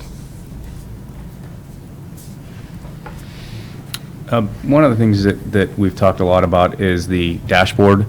This goes to, well, I guess it really applies to both, but for the back to school, and I know you talked last week, Dr. Miller, that not all hybrids are created equal, and I do think ours is superior. It's very well thought out. And I know this is being driven by state and county, but when I look at, and Mark mentioned, looking at data, and you can parse data however you want. When I look at this dashboard, I think we're looking at the two wrong data points. To me, how many people are sick with the infection and how many people test positive versus how many tests is somewhat arbitrary. What I care about is how many people are seriously ill. I would be looking more at what's hospitalization doing. If cases are going up, but people aren't, the whole reason why we're in a quarantine from COVID and we've gone through all this is because of the potential for serious illness and death. And those are the two data points that I think we should push back at the county. If incident rates go up and they say we want to shut down the school or we want to shut down the athletic programs because of what's happening, if the hospitalizations and ventilators aren't going up, that to me is more of the driving factor from a safety standpoint. I asked the question last week, what is safe? The biggest thing I can drive at these numbers is that's more an indication of what's safe versus is somebody, number one, asymptomatic, or number two, very mildly sick. When somebody gets the flu, usually they go home. My dad got the flu, spent several days in the hospital. That's much more serious. He didn't get to go on a ventilator at that time, but that's a more serious thing. I'm more concerned about the serious illnesses, and if we're having incidents, and especially if we're having incidents among a sector of the population that doesn't get as sick, is that unsafe? As I look at it, personally, I don't think so. I would just like to see us come together on what is safe and push back maybe on the state, local levels and say, this is a better indicator. Maybe that's not the right indicator, but as I see this data and what we're going to be looking at every day, if the incident rate goes up to 7% and the incident per 100,000 goes up to 110, they're going to say, hey, you've shifted and we want to shut down the schools. But if people aren't going to the hospitals and people aren't on ventilators at any more of a rate than they are now, why would we shut down? That's just a question that I would ask. I will echo a lot of the segments that were talked about, that I support this. I do think it's very restrictive. I think based on everything that's been collected, it has to be. I would love to see it be more lenient. But again, I come from a different perspective than most. I would love to see spectators in the stands. I know that's not going to happen. Honestly, we could just call it a car show and then they'd allow everyone to show up, but that's a different story. I do think that one of the things that with all of this that we've got to be cognizant of is, you know, this generation in general has gone very digital. Their interactions aren't necessarily the same as ours. The fact that 6 people can be in a room, never say a word, but have 17 conversations on the phone, that's a bit disturbing to me in general. But I think what we're doing and what's happened over the last 6 months has pushed that isolation a little bit more. I know a lot of people love to call it social distancing. I call it social isolation. So I think that executing these plans, executing not just the back to school, but learning inside and outside the classroom and doing it the right way gets us to a point where we can bring people back together. And I think that's eventually where we need to get. And I like the plan. Again, not 100%, but I do like it. So I appreciate it. I appreciate the work, and thank you. Yeah, I would just say to the measures topic, it's about the degree of transmission in the community. And so when it comes to the incident rate per 100,000 and it comes to the positivity rate, it has to do with how active is the virus in the community. And the higher the level of presence of the virus, the more it's transmitted, the more that those who have pre-existing conditions or concerns become infected, and then it leads to other indicators such as hospitalization, ventilators, et cetera. And so, again, for the purposes, it's sort of like part 1, part 2, part 3. You know, what is the degree of transmission in the community? Then that determines some of the models and how that impacts us. But ultimately, it's the cases data that would have an impact on us, and the conversation with us in Allegheny County is more around what does our hybrid model look like, and therefore we are more resilient to the need to close. Yeah, and I think it's important that we follow the health experts in what they're saying, but also we can't forget that there are delayed effects from the virus itself, that they're not really sure long-term what the effects are going to be, but there is the myocarditis that even young individuals can get if they get a virus, but this virus itself, it is known that they can end up with an inflammation of the heart if they're not, if they go back to play too soon or otherwise. So there are other effects that we have to, you know, be aware of besides other inflammatory, the multi-system inflammation that they can get as well for the younger ones. So, yeah. Dr. Mihalik. Yeah, thank you. First, I want to just make a general comment about how much I appreciate the framing of this entire presentation around the fact that we are a community. A community looks after each other, all members of the community. We try to accommodate each other. So where things involve athletes in special activities, you know, we're accommodating that, but we're also doing it in a way that accommodates others in the community who may not even be in school, but happen to live in the community, who may be more vulnerable to this disease. And all of those things are factored into the plan that you put together, and I really appreciate that, and thank you for that. The other thing that I want to say my appreciation about is the fact that you do have clear thresholds for when, if a line is crossed for whatever reason, including the data points that you all just discussed, which are critical, and also if guidelines aren't being followed, having those thresholds spelled out clearly are essential in protecting our community. And I want to thank you for the thoughtfulness that went into that. And I will just add, just as an aside, those two measures are the two key measures for people who study public health to monitor this disease because of how quickly it can spread and get out of control. It becomes an exponential process if these measures aren't monitored and followed. And that is why, you know, the factors of 10 are the way in which this is being presented because of how quickly this can get out of control. So paying attention to those data points, even if they're 7 days lagging, that factors out some of the noise, and it allows trends to be observed. There are other tools also on the state public health site that I won't get into all the technical details, but plots the history of past cases versus new cases as they emerge, and you can see whether or not the disease is being controlled or not. And so that's something that's available for us. And then the final thing I just wanted to, this is a request maybe. We've talked a lot about tonight how behavior off the field is so critical for the success of our entire fall school experience in the classroom and out on the field. And what, you know, I do work in community education, and so I'm wondering if it's possible for us to pull together some very simple points, recommendations, not requirements, but guidelines for people for what are the best practices for how we engage outside of school and off the field so that this plan can be successful. Can we pull together what we know what works and is recommended for when an athlete goes home and, you know, is with their family or in their neighborhood or talking to their other athlete friends and engaging with them so that we do keep things, you know, minimized. Not as requirements, but guidelines for these are really good ideas to help us be successful. So I just wanted to bring that up as a possible iterative suggestion. But otherwise, you know, your thought in this plan is remarkable and very much appreciated, and I thank you for it. Thank you, Dr. Malik. I'd like to say a couple things. Our first priority is to safely open our schools and keep them open, and sports do have a place in that reopening.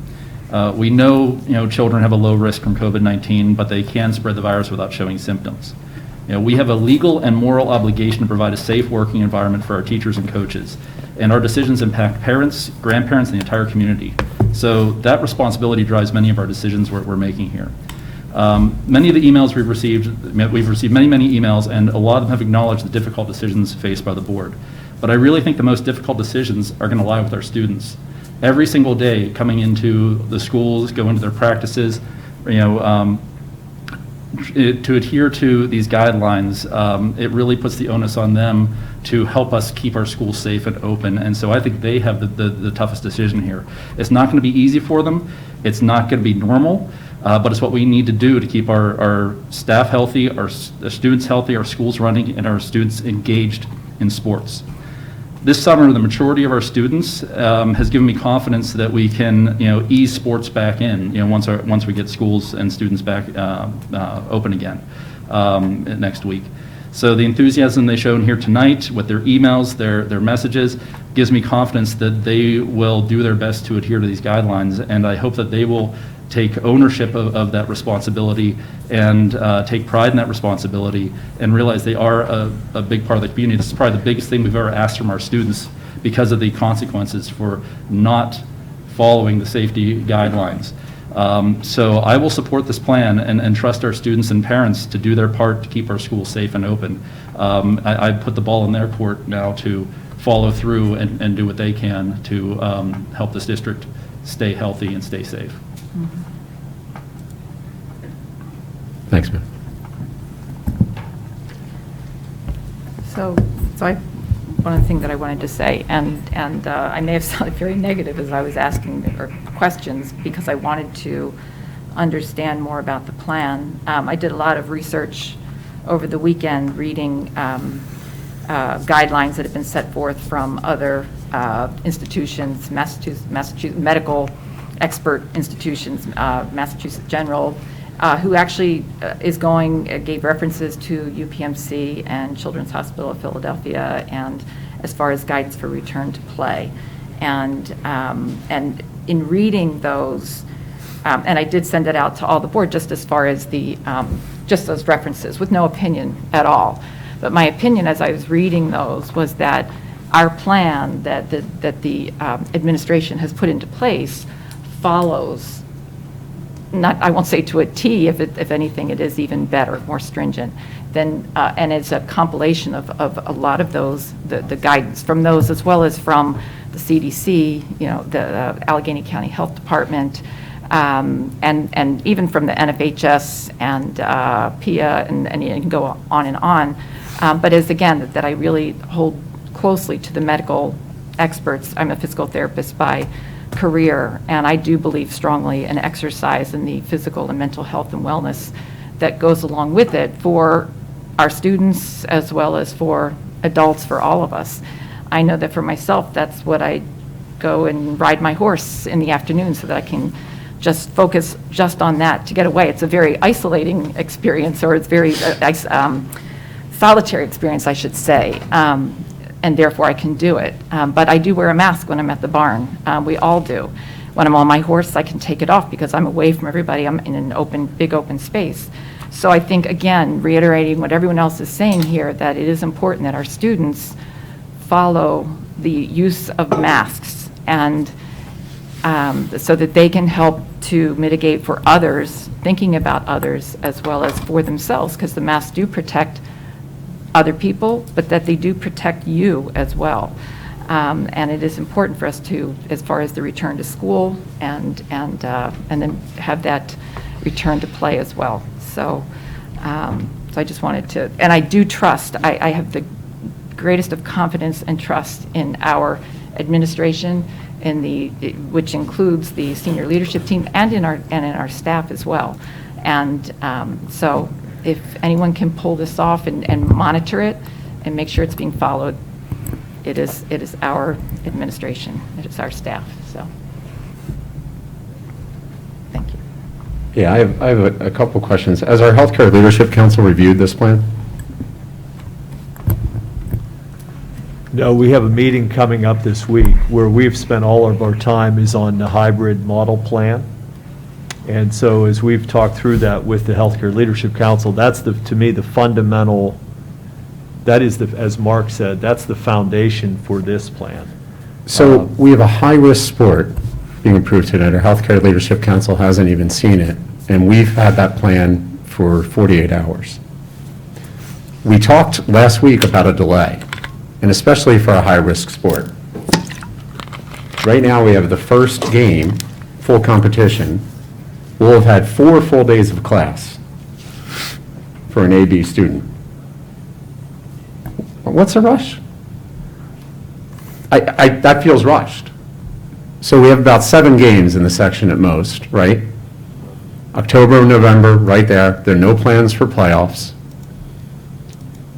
For this plan, let's approve our low and moderate risk sports. But I don't see the rush to approve high-risk sports. You talked about Massachusetts. We're aligned to a T. State of Massachusetts not approving high-risk sports in the fall. Not aligned. Not for high-risk sports. What does risk look like, Greg? The National Guard coming in and building tent hospitals in Grant Park, in Mellon Park downtown. The difference, the reason we don't have that is because of mitigation efforts. Houston, New York City had that because it spread, as Matt said, right? It spread so rapidly you couldn't even get your hand on it. The difference isn't because bleach or sunlight fixed it. The difference is because of the actions we took, the actions we continue to take. You want to know what the risk is? That's the risk. I don't know why we don't talk about that more. That's the risk.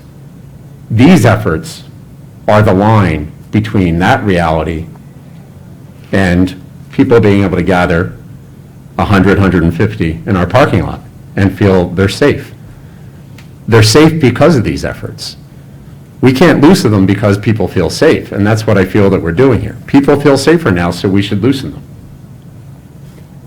So many of the things, in fact, almost everything we've talked about can still be achieved. All these benefits, engagement, practicing, physical fitness, mental well-being. That doesn't mean high-risk sports have to take place where we bang heads with another pod of 50 kids from around the region. That's that one step too far. Maybe, but let's talk about it for more than 2 days. That's consistent with what we do in every other aspect of our planning. It's extraordinary to not take that pause now. We can return to conditioning. There's a certain amount of conditioning has to take place before a first game. We could still take that pause and achieve that. We talked about giving guidance to Whipple. By the way, we're not, we don't serve Whipple. If anything, you could argue we serve the PA Department of Health, whose recommendation is to not return to play. We are members of Whipple. PIA and Whipple explicitly state that they should make accommodations for school districts who require more flexibility and leagues. In the eastern part of the state, where there is a more palpable appreciation of the risks, large school districts, already 15 to 20% of the student population in this state are opting out of fall sports. I don't want to opt out of fall sports, but I don't want to overly embrace high risk in a plan that we've only had 48 hours to fully consider. And there is no need to move on September 11th. We could get 7 games in starting on October 11th. It would be nice to have my school doors open before I engage in high-risk athletic activities. The benefits of engagement can all come about. This isn't about band. It doesn't, you can do football, not do football. The band is going to be where they're at because they're not going to a high-risk football game. So we've established that. So we can approve all that and not engage in the high-risk activity. What I'm left with is there's not enough justification for that step too far here. There's not. Have we given feedback to Whipple to delay the high-risk sports at all? No, we haven't because we've had the plan for 2 days. We haven't had time to consider it. Have we given any official feedback as a board to Whipple or PIA? No. We're sort of just swallowing it down. We could just as well swallow PA Department of Health and do that, but we're choosing this one. And I don't know if we need to do that. I don't know why we can't give feedback to Whipple to say, hey, let us get our academic program running. We said that last week. Let us get on our feet. Let us see what the impact is to community spread. 4 alternating days of class is not let us take a breather and see what's going on. 35% now, that's up, 35% of Allegheny County school districts are not opening their doors. Are not opening their doors. We are opening our doors every other day. I have over 500 AP enrolled students, juniors, seniors, some sophomores. These are our students who will win scholarships, probably 10 to 1 versus athletic scholarships in this district. They can't come to AP Calculus 5 days a week, but we're approving a high-risk sport like football 5 days a week and to compete intra-county. Risk is a funny thing, and it's hard to draw that exact line. Mr. DiTullio, your line is definitely different than mine. And it's hard to come up with absolutes. I work in risk, so I think a lot about it. One of the things that we try to do is make sure that we're maintaining a consistent risk perspective, right? So this is the old saw, the person who orders a Diet Coke with a cheeseburger and fries, okay? There's a certain inconsistency and irrationality to that. I'm afraid or concerned about community spread so much so that I can't teach AP Calculus in person 5 days a week. Is there a cost to that? I'm sure there is. Maybe not AP Calculus, I could pick AP Bio, and I know our instructors are doing everything they can. But there's no doubt, and we've acknowledged this, that many students in our community will not do as well as they would if they had classes 5 days a week. That's a huge sacrifice. The incremental risk from bringing them into class 5 days a week, you'd have to measure it on a log scale to compare it to high-risk sports. The question for the Healthcare Council is, how do those two things compare? Where are they on a scale? Anyone can approve this, that, or the other thing, but I want to know where we're at on a relative risk basis. How does the one compare to the other? And I feel that we haven't taken the time to understand that better. We haven't taken the time to review it with our Healthcare Leadership Council. We haven't given feedback, taken time to develop that feedback and give it to Whipple, because their timeline got compressed. We have time. We have time to approve low to moderate risk sports, and time to further consider high-risk sports. We've spoken about compliance a lot. We want you students to comply. Talk about data-driven decisions. We know from concussions that self-reporting symptoms are low. To hope that it'll be different, right? We know that we have a plan for hybrid in school that should mitigate if it's perfectly executed. But if symptoms aren't reported, which is likely, near certainty, if the plan isn't executed perfectly, likely, near certainty, my question then becomes, where do I want to take my risks? Have we deliberated sufficiently as a board on where I want to take those risks? And my answer is no. I don't feel that we truly have. We do need more community education. We need compliance with these plans with fidelity from the same people who line up in our parking lot 100, 150 without social distancing. When I hear expressions of, I'm really confident there'll be compliance from the administration, I understand that. But in the community, any part of this that is resting on a pillar of we want and expect high compliance in the community, we're not being realistic, are we? Actually, Peter, we are. I could not disagree with you more, but when the community learns of the consequences of not taking it seriously, as outlined tonight, which is new information, I think you'll see behavior change. We can't be everywhere. The We also community can't- doesn't embrace those, though. Oh, yeah, but that's true in general, Peter. So just like I can't empathize with having children who are AP, because my kids aren't, you can't empathize with having a kid that plays football. And there is an element of this that does come down to desire and risk comfort, taking a comfort with taking a risk, right? So why should you care about someone who's comfortable playing a contact sport that's high risk? The only thing I could think of is that you would care about them coming into the classroom with your kid, Right. right? So And if spreading that's it what it is, or so in the I would community in general. offer, right, so I would offer, if we don't have a majority of the board that would approve this as presented, then to alleviate your concern is, then we may take another step. What if everyone participating in a fall sport goes virtual?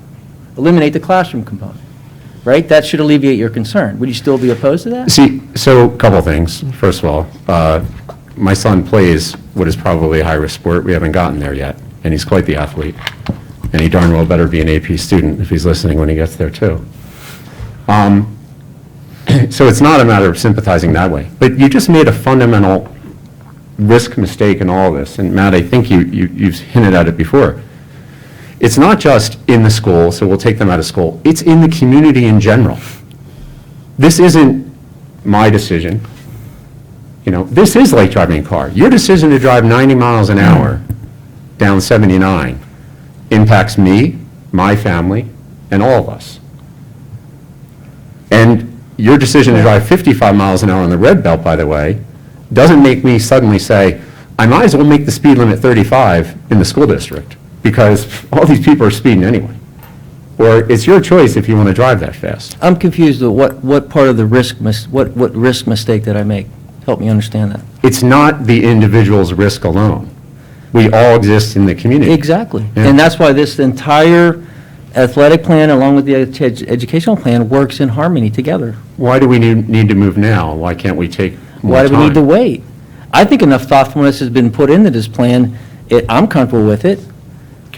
How long has the board seen it again, Mark? I just want to be How clear. long has the board seen it? Yeah. We got a glimpse a couple days ago, and we got the full presentation tonight. Okay. So, again, it goes back to, difference in how much analysis you need to do versus what I need to do. Right. Right, exactly. So that's a difference. We can just agree to disagree. If I I could mean, that's just where we jump are. in here, there is one bit of new information, and I didn't realize that the Healthcare Leadership Council hasn't looked at this. You know, I think it's people who have expertise in public health, we need to be listening to these folks at this time, because they do understand the dynamics of how spread of a disease like this occurs, and would have some thoughts on, higher risk activity.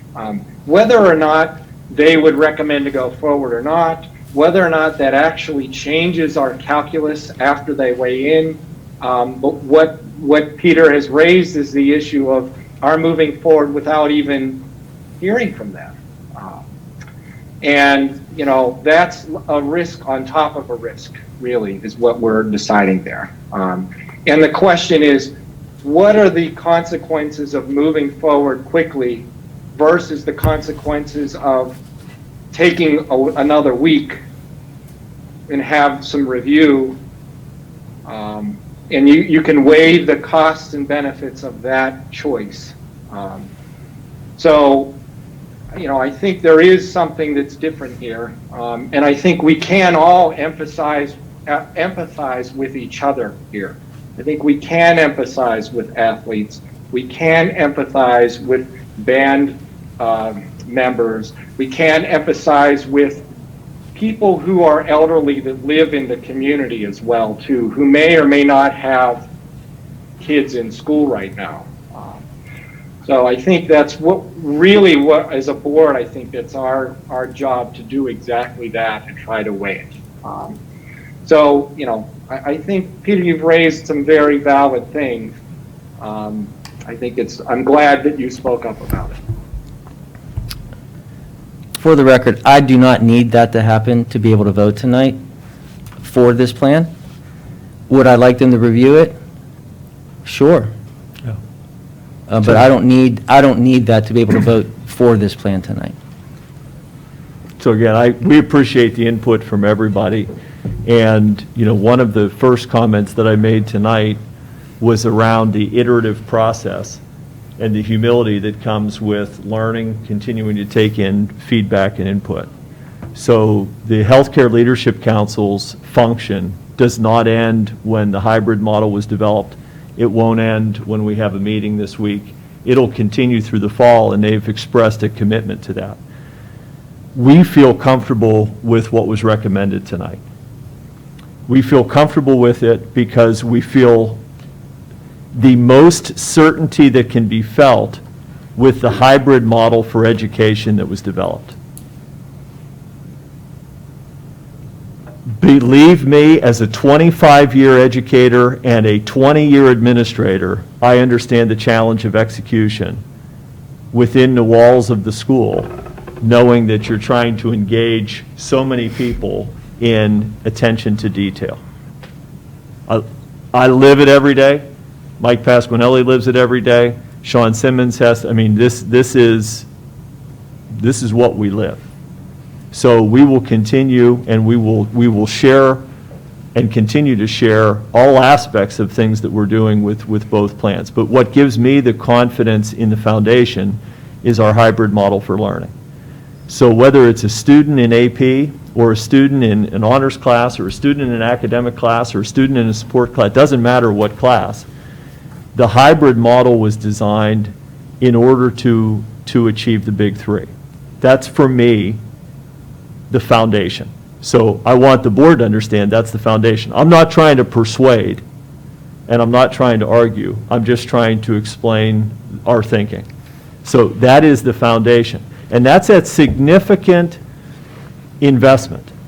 Investment in educators, investment in meeting flexible needs of staff who have, I mean, there's a ton that is a part of that hybrid model.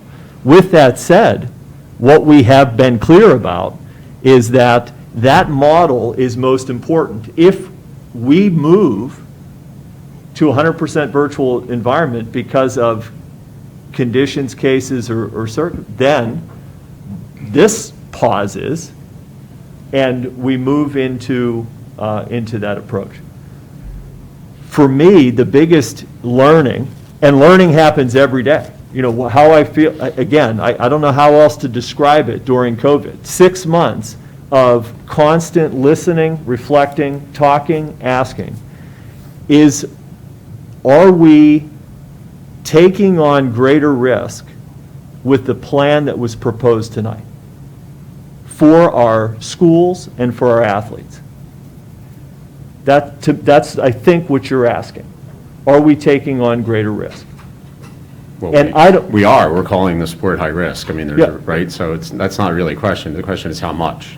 And is it proportional to the risks that we tolerate in other areas? Yeah, again, so I understand your point, but the question that I ask myself, that our team discusses is if these student athletes are not engaged in a regulated experience. Practice. Great. What are they doing? They're practicing football. They're doing all sorts of things. Hold on. Just take competition out and answer the question now. We have taken competition So they're out. engaged, That question there's not a difference, right? I mean, that's what I'm saying, is we're talking about as if I'm sort of sitting here saying, don't return to play. Return to play. Return to practice. High, moderate risk, ban. Everything has been mentioned except for the part that where every Friday, we have 50 kids bang heads of people from around the county. That's the part that hasn't been justified. So we have 2 weeks in here of further delay in terms of heat acclimatization, which is helmets, pads, increased intensity level. That's within the same groupings of kids. Well, let me ask you in terms of monitoring. So right now, what reports do we get in terms of COVID detection at other schools? So for instance, Elizabeth Ford has reported quarantine teams. Montour has reported quarantine teams. Central Catholic. This is in the press. Now, I've heard other districts, which I think I have good sources on, but I don't have a qualified source. Is there any qualified source? Is there a requirement for, and I don't want to name a specific school, but a large South Hills school that has, 5 or 6 members of, pick a sport we don't have, do we know about that? Are they required to notify us? Not at all. I just want to be clear. The answer is no. If North Allegheny had to quarantine 6 of their teams next week, is there any official obligation for us to know? Well, sure, they wouldn't be playing their schedule. We're not playing them anyway next week. But we would know that they wouldn't be playing somebody. It's But there's not no us. official, you see, we're trying to I'm get just away saying, from, I guess not here's what- rumor. We don't know. What are we monitoring Can when we we just- don't have any official notification of this stuff? Can we just ask, would like to know this, because you clearly, you have a case to make yourself, and you're not going to support this. But I'd like to know, just for this, in the spirit of, if someone can be persuaded to vote no by more discussion, then Well, Mark, rather repeat than a straw poll, you could call the question, so, under Robert's rules, which would end debate. I don't know that I'm so much debating as much as asking a question about monitoring, by the way. I'm not, at this point, really attempting to persuade. But the question you had just now would be no, I just answered it, we would know. We would know by who's not playing that game that week, who's been quarantined. Are there any If you games really this wanted week? to know. Pardon? Are there any games this week? For some teams? Yeah. I don't know, if there's some teams elected no. to play this Okay. schedule this week, right? But the point is, does it not answer your question? Sure. Okay, so I don't get, see, that's what, sometimes I wonder about your motive with some of these questions. Like, what's your motive? You asked a question, we would know. Would we know directly by NA calling us up saying, hey, guys, we're quarantined? No, but would we know? Yes. So that doesn't satisfy you? By the same token, if a student in your son's classroom has COVID and tests positive, and everyone is distanced, there is no obligation, per my understanding, for you to be notified. That's right. That's right. So the point is, it's going to happen everywhere, right? So if a team has kids that, and maybe there is a student near that student that does have to get quarantined, or maybe it's the teacher, but there's no official obligation to say, hey, this person's been quarantined. No, but what there is, my point was more, what's important for us to know and monitor is how effective and what risks and what's happening with PIA's and Whipple's plan as implemented here in Allegheny County. That's what's good to know. So the district would know that they had a student. So the district would be able to monitor students who have COVID and say, we've had 12 cases this week, we can take action. If we don't have good monitoring or reporting on data from teams within Whipple, then we can't say, this athletic plan from Whipple, there's COVID cases left and right, this is probably time to adjust or take a break. That's the difference. The district would know and would have that data. Whipple's not collecting that data, as far as we know, or not sharing it, and I think that's a gap and an additional risk that I wanted to point out. I think that's the purpose of my question, Mark. Thank you. Okay, thank you. Would you like to call the question, Mark? Yeah. For Mark, I have a quick Can we- question first before you do that. I'm just curious, phase 2 versus phase 3, we could, phase 2 could move forward. I think we might have a lot of agreement on that. Phase 3 doesn't even happen for a lot of sports until several weeks out. So is there a problem with waiting to approve phase 3 part of it a week or so until we hear from the, our expert board and get their opinion before we say, hey, we just want to check in before we agree with return to competition? We'll let them practice, let them go forward with phase 2, do all that, and then we want to check in with our experts and everyone and make sure we're all on the same page before we vote in phase 3. Is there a problem with that? Phase 3 happens quickly and at different times. So what Dr. Pasquinelli shared was that there were no dates provided for the season because they happen at different times for different sports. Well, I've got phase 3 is 9:15, 9:09, 9:11, 8:27, which is golf, low risk sport, 9:08, 8:31 for Oh, tennis. you're looking in the plan itself, Yeah, right? 9:14, 9:11, and 9:28 for middle school there at the end. So like tennis and golf are the only two that come up this month within the next week where we'd, one a low risk, one a moderate risk sport. The others have a couple weeks until they would move into phase 3. So if we, waited a week to find out from our experts before going into phase 3, but allowing phase 2 to move ahead, is there a problem with that? Is there an objection to that? I personally would, from the standpoint of this process has self-made breaks in it, right? The brakes are going to get pumped if something happens. I'll make an assumption. If there's 0 cases and 0 incidents across all sports, I'm going to guess that no one would object to continuing. If cases come up as dictated by the plan and mitigations need to happen or quarantines need to happen, this process, this plan is going to pump the brakes itself. If there's not compliance with it across the board, and I'm talking student athletes, parents, coaches, everybody, the plan itself pumps the brakes. Mr. Simmons pointed out, I have the authority to stop it if people aren't complying. If we find a COVID outbreak, whether it's golf, whether it's field hockey, whether it's football, high risk, low risk, this plan will pump the brakes at the needed time. I think it's a good compromise one way or another. If we approve the plan now and we see something not going right, there's nothing preventing us from coming back. But I think what would be good for everyone is to have a plan that they can work to. I mean, we've asked the students, the coaches, the administration to adhere to the plan to date. They've done what we've asked them to do. I don't see why we hold back from allowing them to continue what they've kept up their end of the bargain and we said they could do. And that's where I am. I'm going to defer, again, this may differ from some people. I'm going to defer to parents to look at risk mitigation from their family standpoint, from their student standpoint, from the student-athlete standpoint. The beautiful thing about the plan in general, it allows everybody to make a personal choice. If somebody's uncomfortable because a student-athlete is in their AB class, they can go virtual. That may not be their choice or their number one choice, but they have that ability. Whereas it may be restrictive for AP Bio or AP Chem student to not go 5 days a week. When you look at this plan for athletics, it's incredibly restrictive as well. There's no perfect for anyone. But what is not perfect, what is not the case, in my opinion, is to not move forward. We've got to start. This is a start. Whereas school may be canceled in 4 weeks if there's a major outbreak. Across the country, in our district, maybe not. The plan allows for that. But what the plans both do, both academic and athletic, is allows us to start.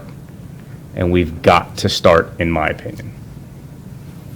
Start practice or start competition? Both. We need to move forward. That's me.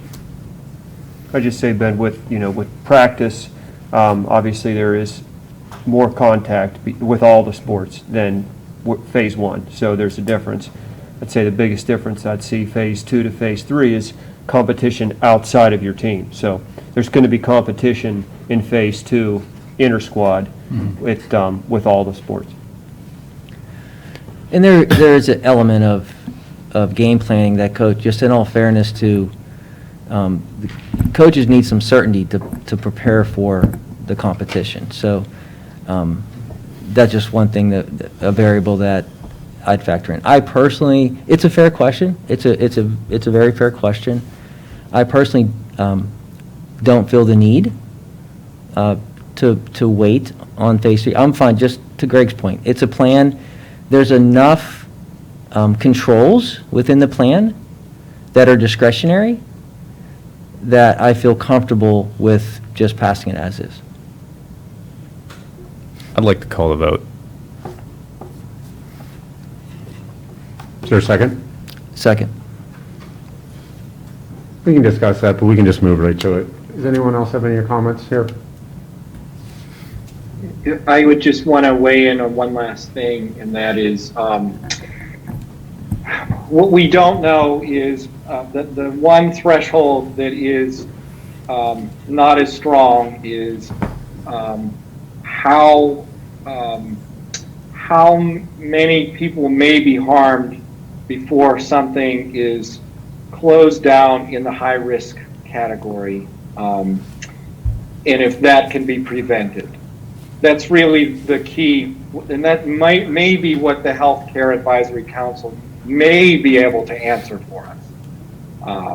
And so really, I think that is the choice of moving forward is to decide, well, maybe we'll learn that in the next week. And then the question is, can things be put back in the box if need be, if it's clear that high risk really is very high risk?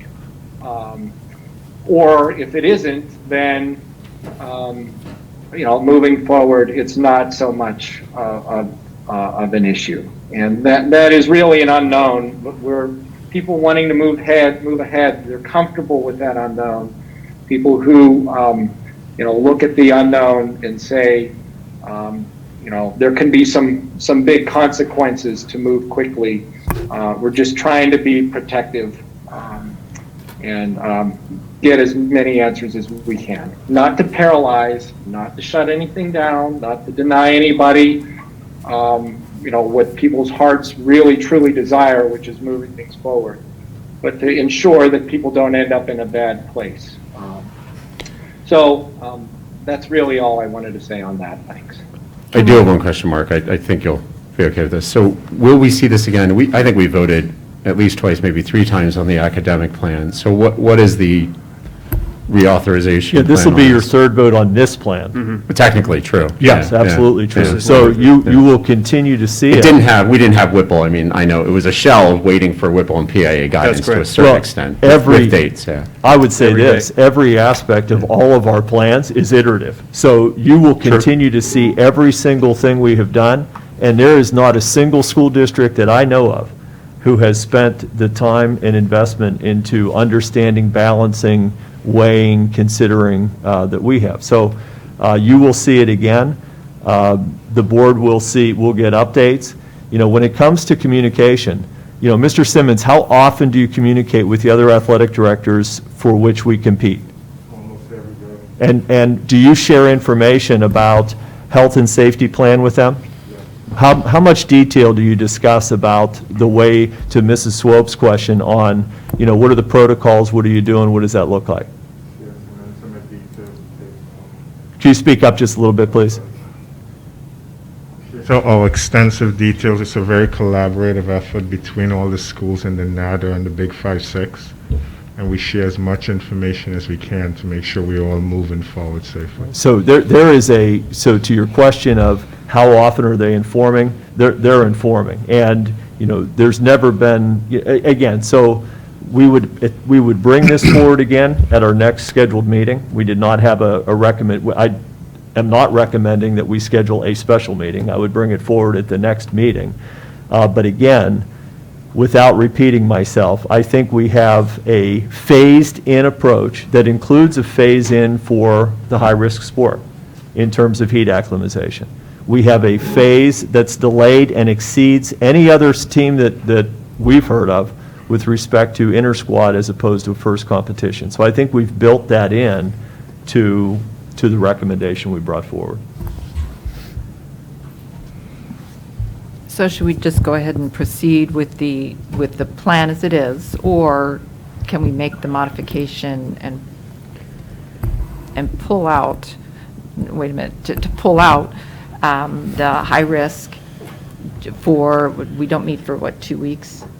We don't But meet let the heat acclimatization go forward, and then, which is only 1 week.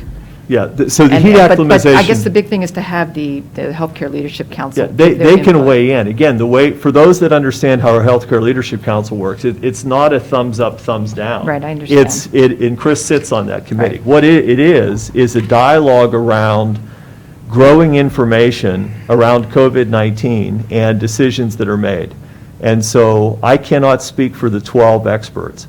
I have listened to the 12 experts for the last 2+ months, and they understand. The healthcare experts on our council, I can say with 100% certainty, understand the social, emotional, and other factors, mental health, physical activity. They understand that. They understand that because we have discussed that. We didn't discuss that with respect to athletics specifically, but we discussed it with respect to a return to school model and what might that look like. And again, for me, that comes back to the foundation. So, you know, again, our recommendation is that we move forward. I do believe that with anything in this, we can pause, postpone, stop. We retain that. Again, I'm in my mental checklist. I don't need I appreciate communication from our community. And as the board knows, this is my 8th year. I get a lot, I listen to it, I evaluate it. I don't need thinly veiled threats to listen. But just in the last week, I have received some what I'll call thinly veiled threats or attempts to coerce or intimidate. That is both disappointing and unproductive, because it does not influence my thinking as superintendent at all. What does change my thinking is the significant investment in the details of health and safety planning for COVID-19, because my mind is in that all the time, all the time. The people who come to ask for one component of this, they have no idea the amount of time, intensity, and effort that we provide into all facets of the plan. But it's my understanding of those other elements of our plan that give me the confidence and responsibility to say, I think this is a reasoned, incremental approach, with the understanding that we will be informed by continued experience and new information and new understanding. So that's what leads me here. People will be, I think, generally pleased with a phase-in approach, pleased that middle school has an opportunity, upset that if we move to virtual, that this plan shuts down everything. Not real satisfied that the middle school doesn't start yet, but that's not our driving factor, right? We're postponing that to evaluate. They're not going to be real pleased that in moderate and high risk, one case leads to 14-day quarantine. I mean, the reality is, we're going to sit here in 3 weeks or 2. I can't even think 3 weeks because of the way the speed of this has continued to go. I don't think that's being quick. I don't think we've been anything other than deliberate and thorough this entire time. And so we will bring it forward and discuss it with the Healthcare Leadership Council. They will provide the experts reasoned and balanced considerations. They'll weigh the risk of transmission with other mitigation efforts like the trainers, athletic trainers doing the symptom check and the temperature. So when it comes to other school districts, they're not doing that. They'll do it on game day. They're not doing it every day. So again, the number of things that are in this plan, which I think exceed anything we've heard from anybody, are significant. And where I come back to is, are we, quote, safer, end quote,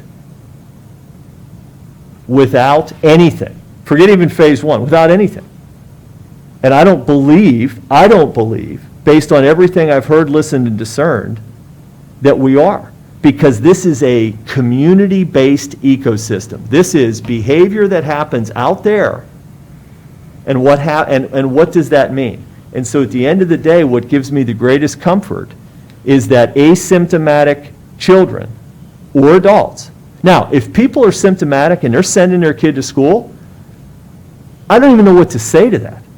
But when it comes to asymptomatic, we have a hybrid plan that provides the mitigation to support learning. And it's only for that reason that I feel comfortable, because I feel the weight of responsibility with all the things that we talk about. So, again, I apologize for repeating, because I'm not attempting to do that, but I am just trying to make our thinking as clear as I possibly can. We'll meet again on September 14th, and we'll see the plan and hear any adjustments with feedback from the Healthcare Leadership Council at that time. I mean, with those caveats, I can vote on this. Yeah, thank you for that. I'm going to call for a roll call vote, if there's no objection. Ms. White? Found on the web. That was awesome. Got to change that keyword, Greg. This is for full approval of all sports in the plan. There's a number of us who have renamed Siri Ms. Williams, and it does happen. So it's like So it's the same motion as is on the agenda. Motion to approve the revised PRSD Health and Safety Plan Athletic Activities Model as attached. Thank you for clarifying, yes. Okay. Mr. DiTullio? Yes. Mr. Lyons? Yes. Mrs. Mizbach? Yes. Mrs. Swope? Yes? Dr. Mihalik? Yes. Dr. Meyer? Yes. Mr. Moy? Yes. Dr. Campbell? Yes. Mr. Kashani? Yes. Motion passes. Thank you, Ms. Williams. Item 2.02 is a motion to approve the personnel items as attached. Second? Is there any discussion? All those in favor, say yes. Yes. Yes. Yes. Opposed? Motion carries. Item 2.03 is a motion to approve the tower engineering proposal for hourly engineering services as attached. Second. Is there any discussion? All those in favor say yes. Yes. Yes. Yes. Opposed? Motion carries. Item 2.04 is a motion to approve the purchase of 147 Motorola radios at a cost of $34,000. Second? Is there any discussion? Are these going to be FCC guideline ones, or just, are we turning that on, or is this going to be the shortwave? I believe that these will be FCC. So is there a fee for that? An annual? I think that bear with me because I don't know all the details, but I believe that we have an annual fee. Okay. I don't know if it is per device or not. So Mr. Petyak kind of handles most of the details of that, but I do know that we do have an annual type licensing. That we already pay? Yes. That we already Correct. pay? Okay. I'm good. All those in favor? Say yes? Yes. Yes. Yes. Yes. Yes. Opposed? Motion carries. Item 2.05 is a motion to approve the purchase of county annual licenses in the amount of $10,000. Second. Is there any discussion? All those in favor say yes? Yes? Yes. Opposed? Motion carries. Item 4.01 are reports. We have an attached report from Ms. Swope on the Beatty Joint Operating Committee keynotes. Yeah, it's just a quick information about the recent Joint Operating Committee meeting last Thursday. They approved the flexible instruction day, which allows for extra instruction days for the teachers, and moved the calendar. The opening day is now August 31st. It doesn't affect the end of the school year, which is June 4th. We also approved the reopening health and safety plan for education. Beatty is a little different kind of education. It's hands-on, so those 6-foot social distancing is not always feasible, but they have a good plan put in place to keep everybody safe. And they will be operating in a hybrid plan, dividing by school districts. So Pine-Richland will be attending in the morning and afternoon sessions on Thursday and Fridays. Wednesday is an online day for everybody. Gosh, can I ask, how are they handling, there's, I know of at least one member district that's virtual only. So what does that look like for them? They offer the 100% virtual option for everybody who's But I think they're also interested. providing, if someone wants to come face-to-face to Beatty but be 100% virtual in their district, they can still do that. Okay. Based on the hands-on nature of They Beatty. surveyed the students, and as of today, 54 students, which is 6% of the student body, wants to do 100% virtual. But some programs, it's very difficult because it requires special equipment and instruction. But yeah. They approved- How are we handling transportation with Beatty with our AB schedule? Yeah, we've And been working with STA and each individual student based upon what their Pine-Richland Day and Beatty, so we've got that arranged for them. So on top of everything else, you guys get to tackle that one. I mean, that's got to be a logistical nightmare, right? There are, again, I don't say this for any reason other than it's true. There are so many thousands of details going on right now behind the scenes. It is mind-blowing, mind-blowing. Yeah, one other thing in here was that they demonstrated this handheld cordless electrostatic disinfectant sprayer for the equipment, because it's, so it's the 3D, so that it actually adheres to it. Do we have something like that here, or do we? I was just curious as far as.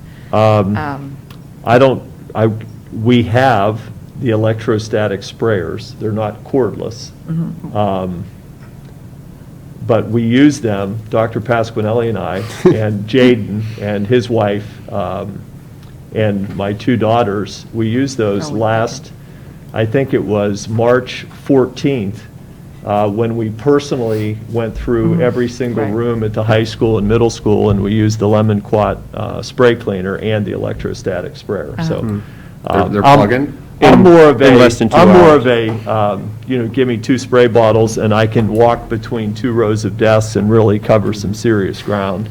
But that's just, Right, I think the idea with that is that it's Yeah. supposed to kind of Yeah. really get It head does. around the tools and so on that they yeah, have. Mr. Clayton Gruber is our custodial supervisor. If there is an innovative, I won't call it toy, but if there's a tool or a machine that does a job, he is on it. He reads the literature on evolving tools and how they support the cleaning industry. Yeah, and the total number of students there at 867 enrolled this year, this is like an all-time high, so they are going up every year. It was in the lower 800s last year, and in the 700s the prior year. So the enrollment is increasing for the career and technical education. Thank you, Ms. Swope. Thank you. Any other reports or comments? Yeah, just a few comments. So first, I started with a thank you to the board for committing 4 Mondays in a row to service. People have no idea until they sit in the chair what responsibility rests with serving as an informed member of a governance group. And so my thank you at the beginning was sincere, and my thank you now is sincere as well. We have discussed, again, I mentioned it in this way, which was the tactful, polite way. People only engage when the topic is of interest to them.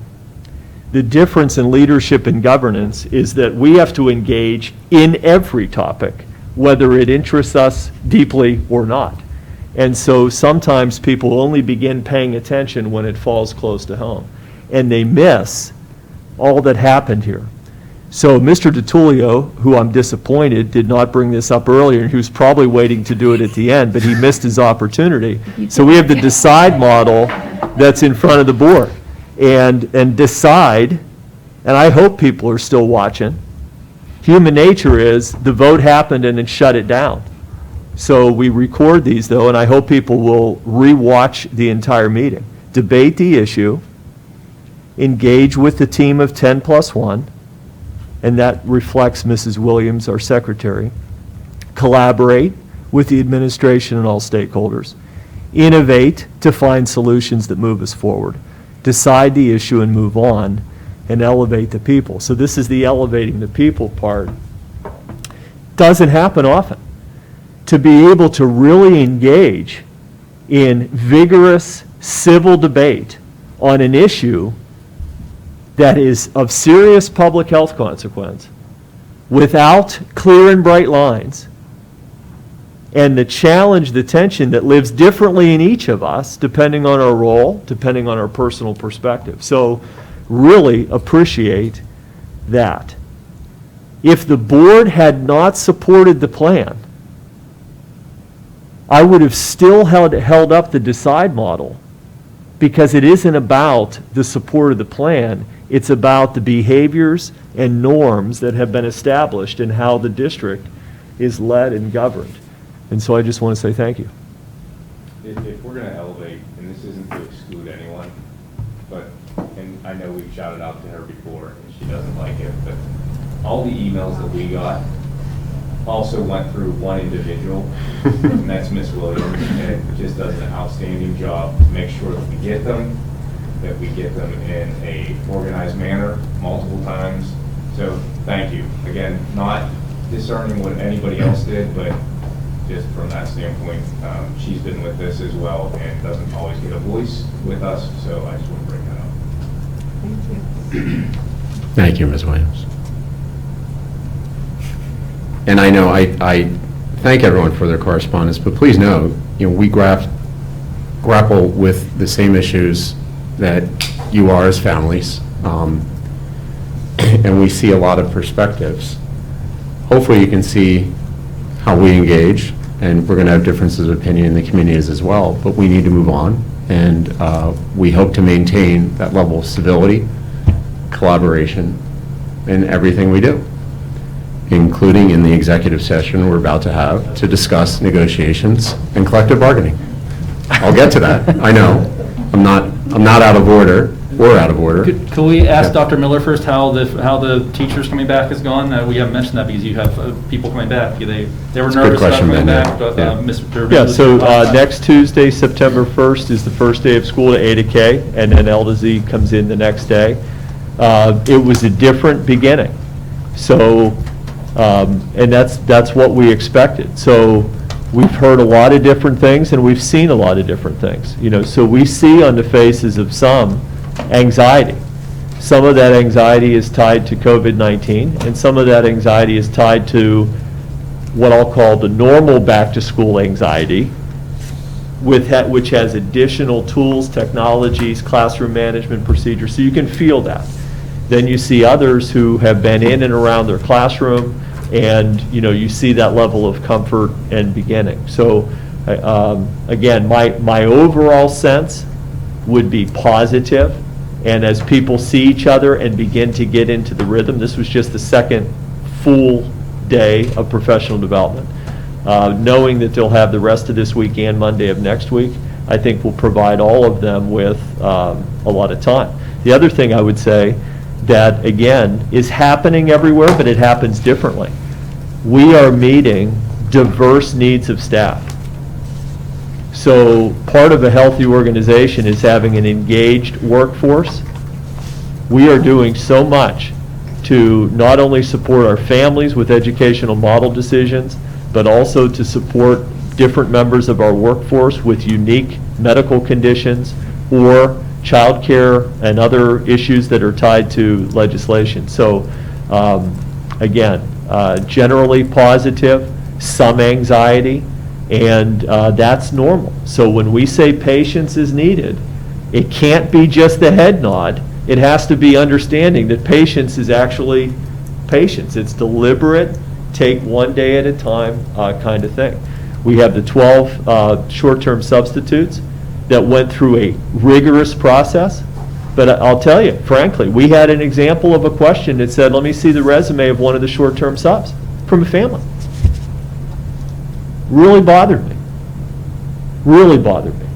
Because that is a lack of respect for our process and the value we place in the classroom. So there's been a lot going on this, this past week, and there will continue to be a lot going on. We have a Healthcare Leadership Council meeting. We will talk a little bit about measures and metrics. We'll talk about the athletic and activities plan. They respect and understand the degree of detail.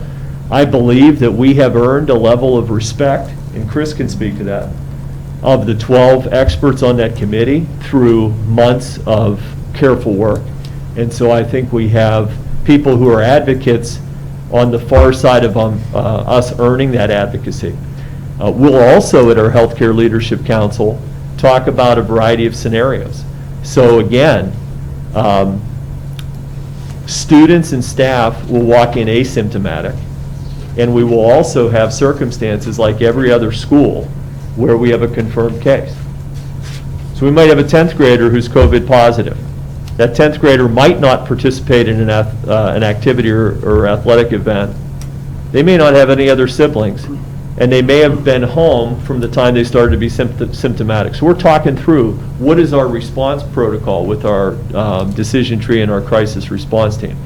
What about when it's a parent who has a spouse that is a staff member and children in the district? So we're going to walk through with that Healthcare Leadership Council a handful of scenarios tomorrow just to talk through our crisis response protocol and get their 2 cents. And then finally, we'll talk about our health office in particular, because we have put some heightened protections in our health offices as we try to manage students who receive daily meds from students who have symptoms of something but not specifically COVID-related symptoms from students who may have symptoms that are connected to COVID. So that's our game plan tomorrow afternoon with healthcare leadership. So more than just an answer to staff, but there are 10 million details happening right now fairly quickly.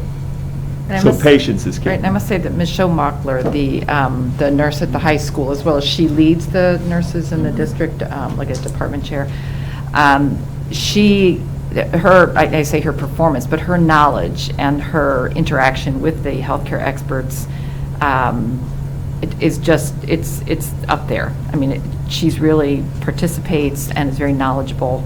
And I know they're doing training in the contact tracing as well. So we really have, a good individual there, as well as other individuals that she oversees who are in the medical arena there for the nurses, so.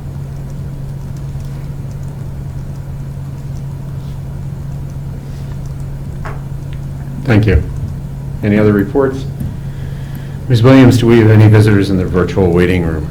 We do. We have two speakers. The first one is Mr. Brandon Rios. He has a question with regard to class. So, Sean.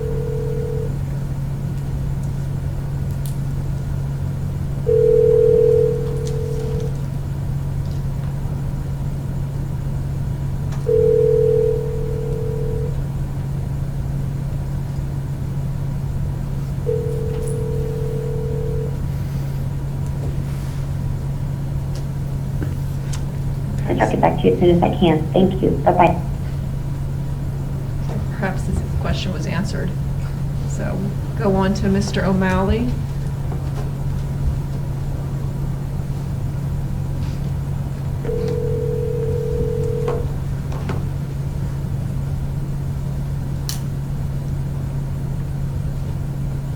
Hello? Hello? Mr. O'Malley? Yes. Hi, this is the Pine-Richland School Board. You're able to speak to them now, please.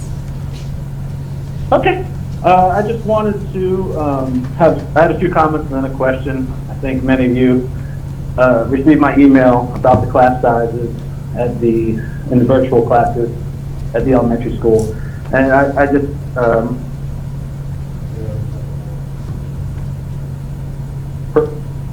You're breaking up, Mr. O'Malley. Can you hear us?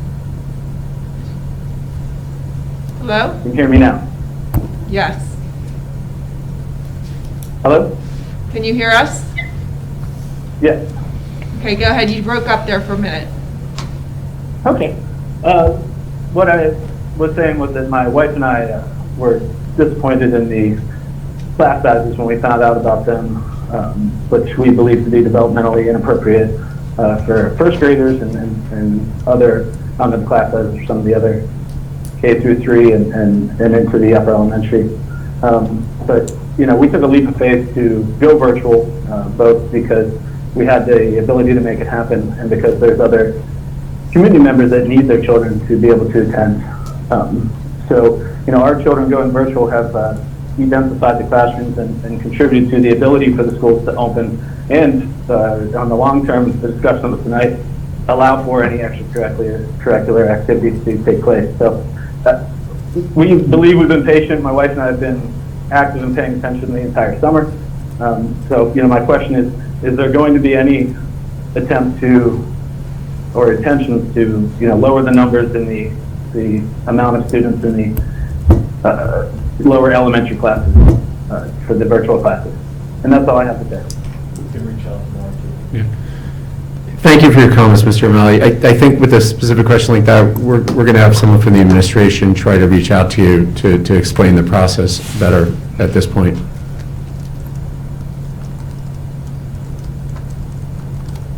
Thank you, Mr. O'Malley. That's it. Thank you, everyone. We're adjourned. Our next meeting is a combined meeting on September 14th.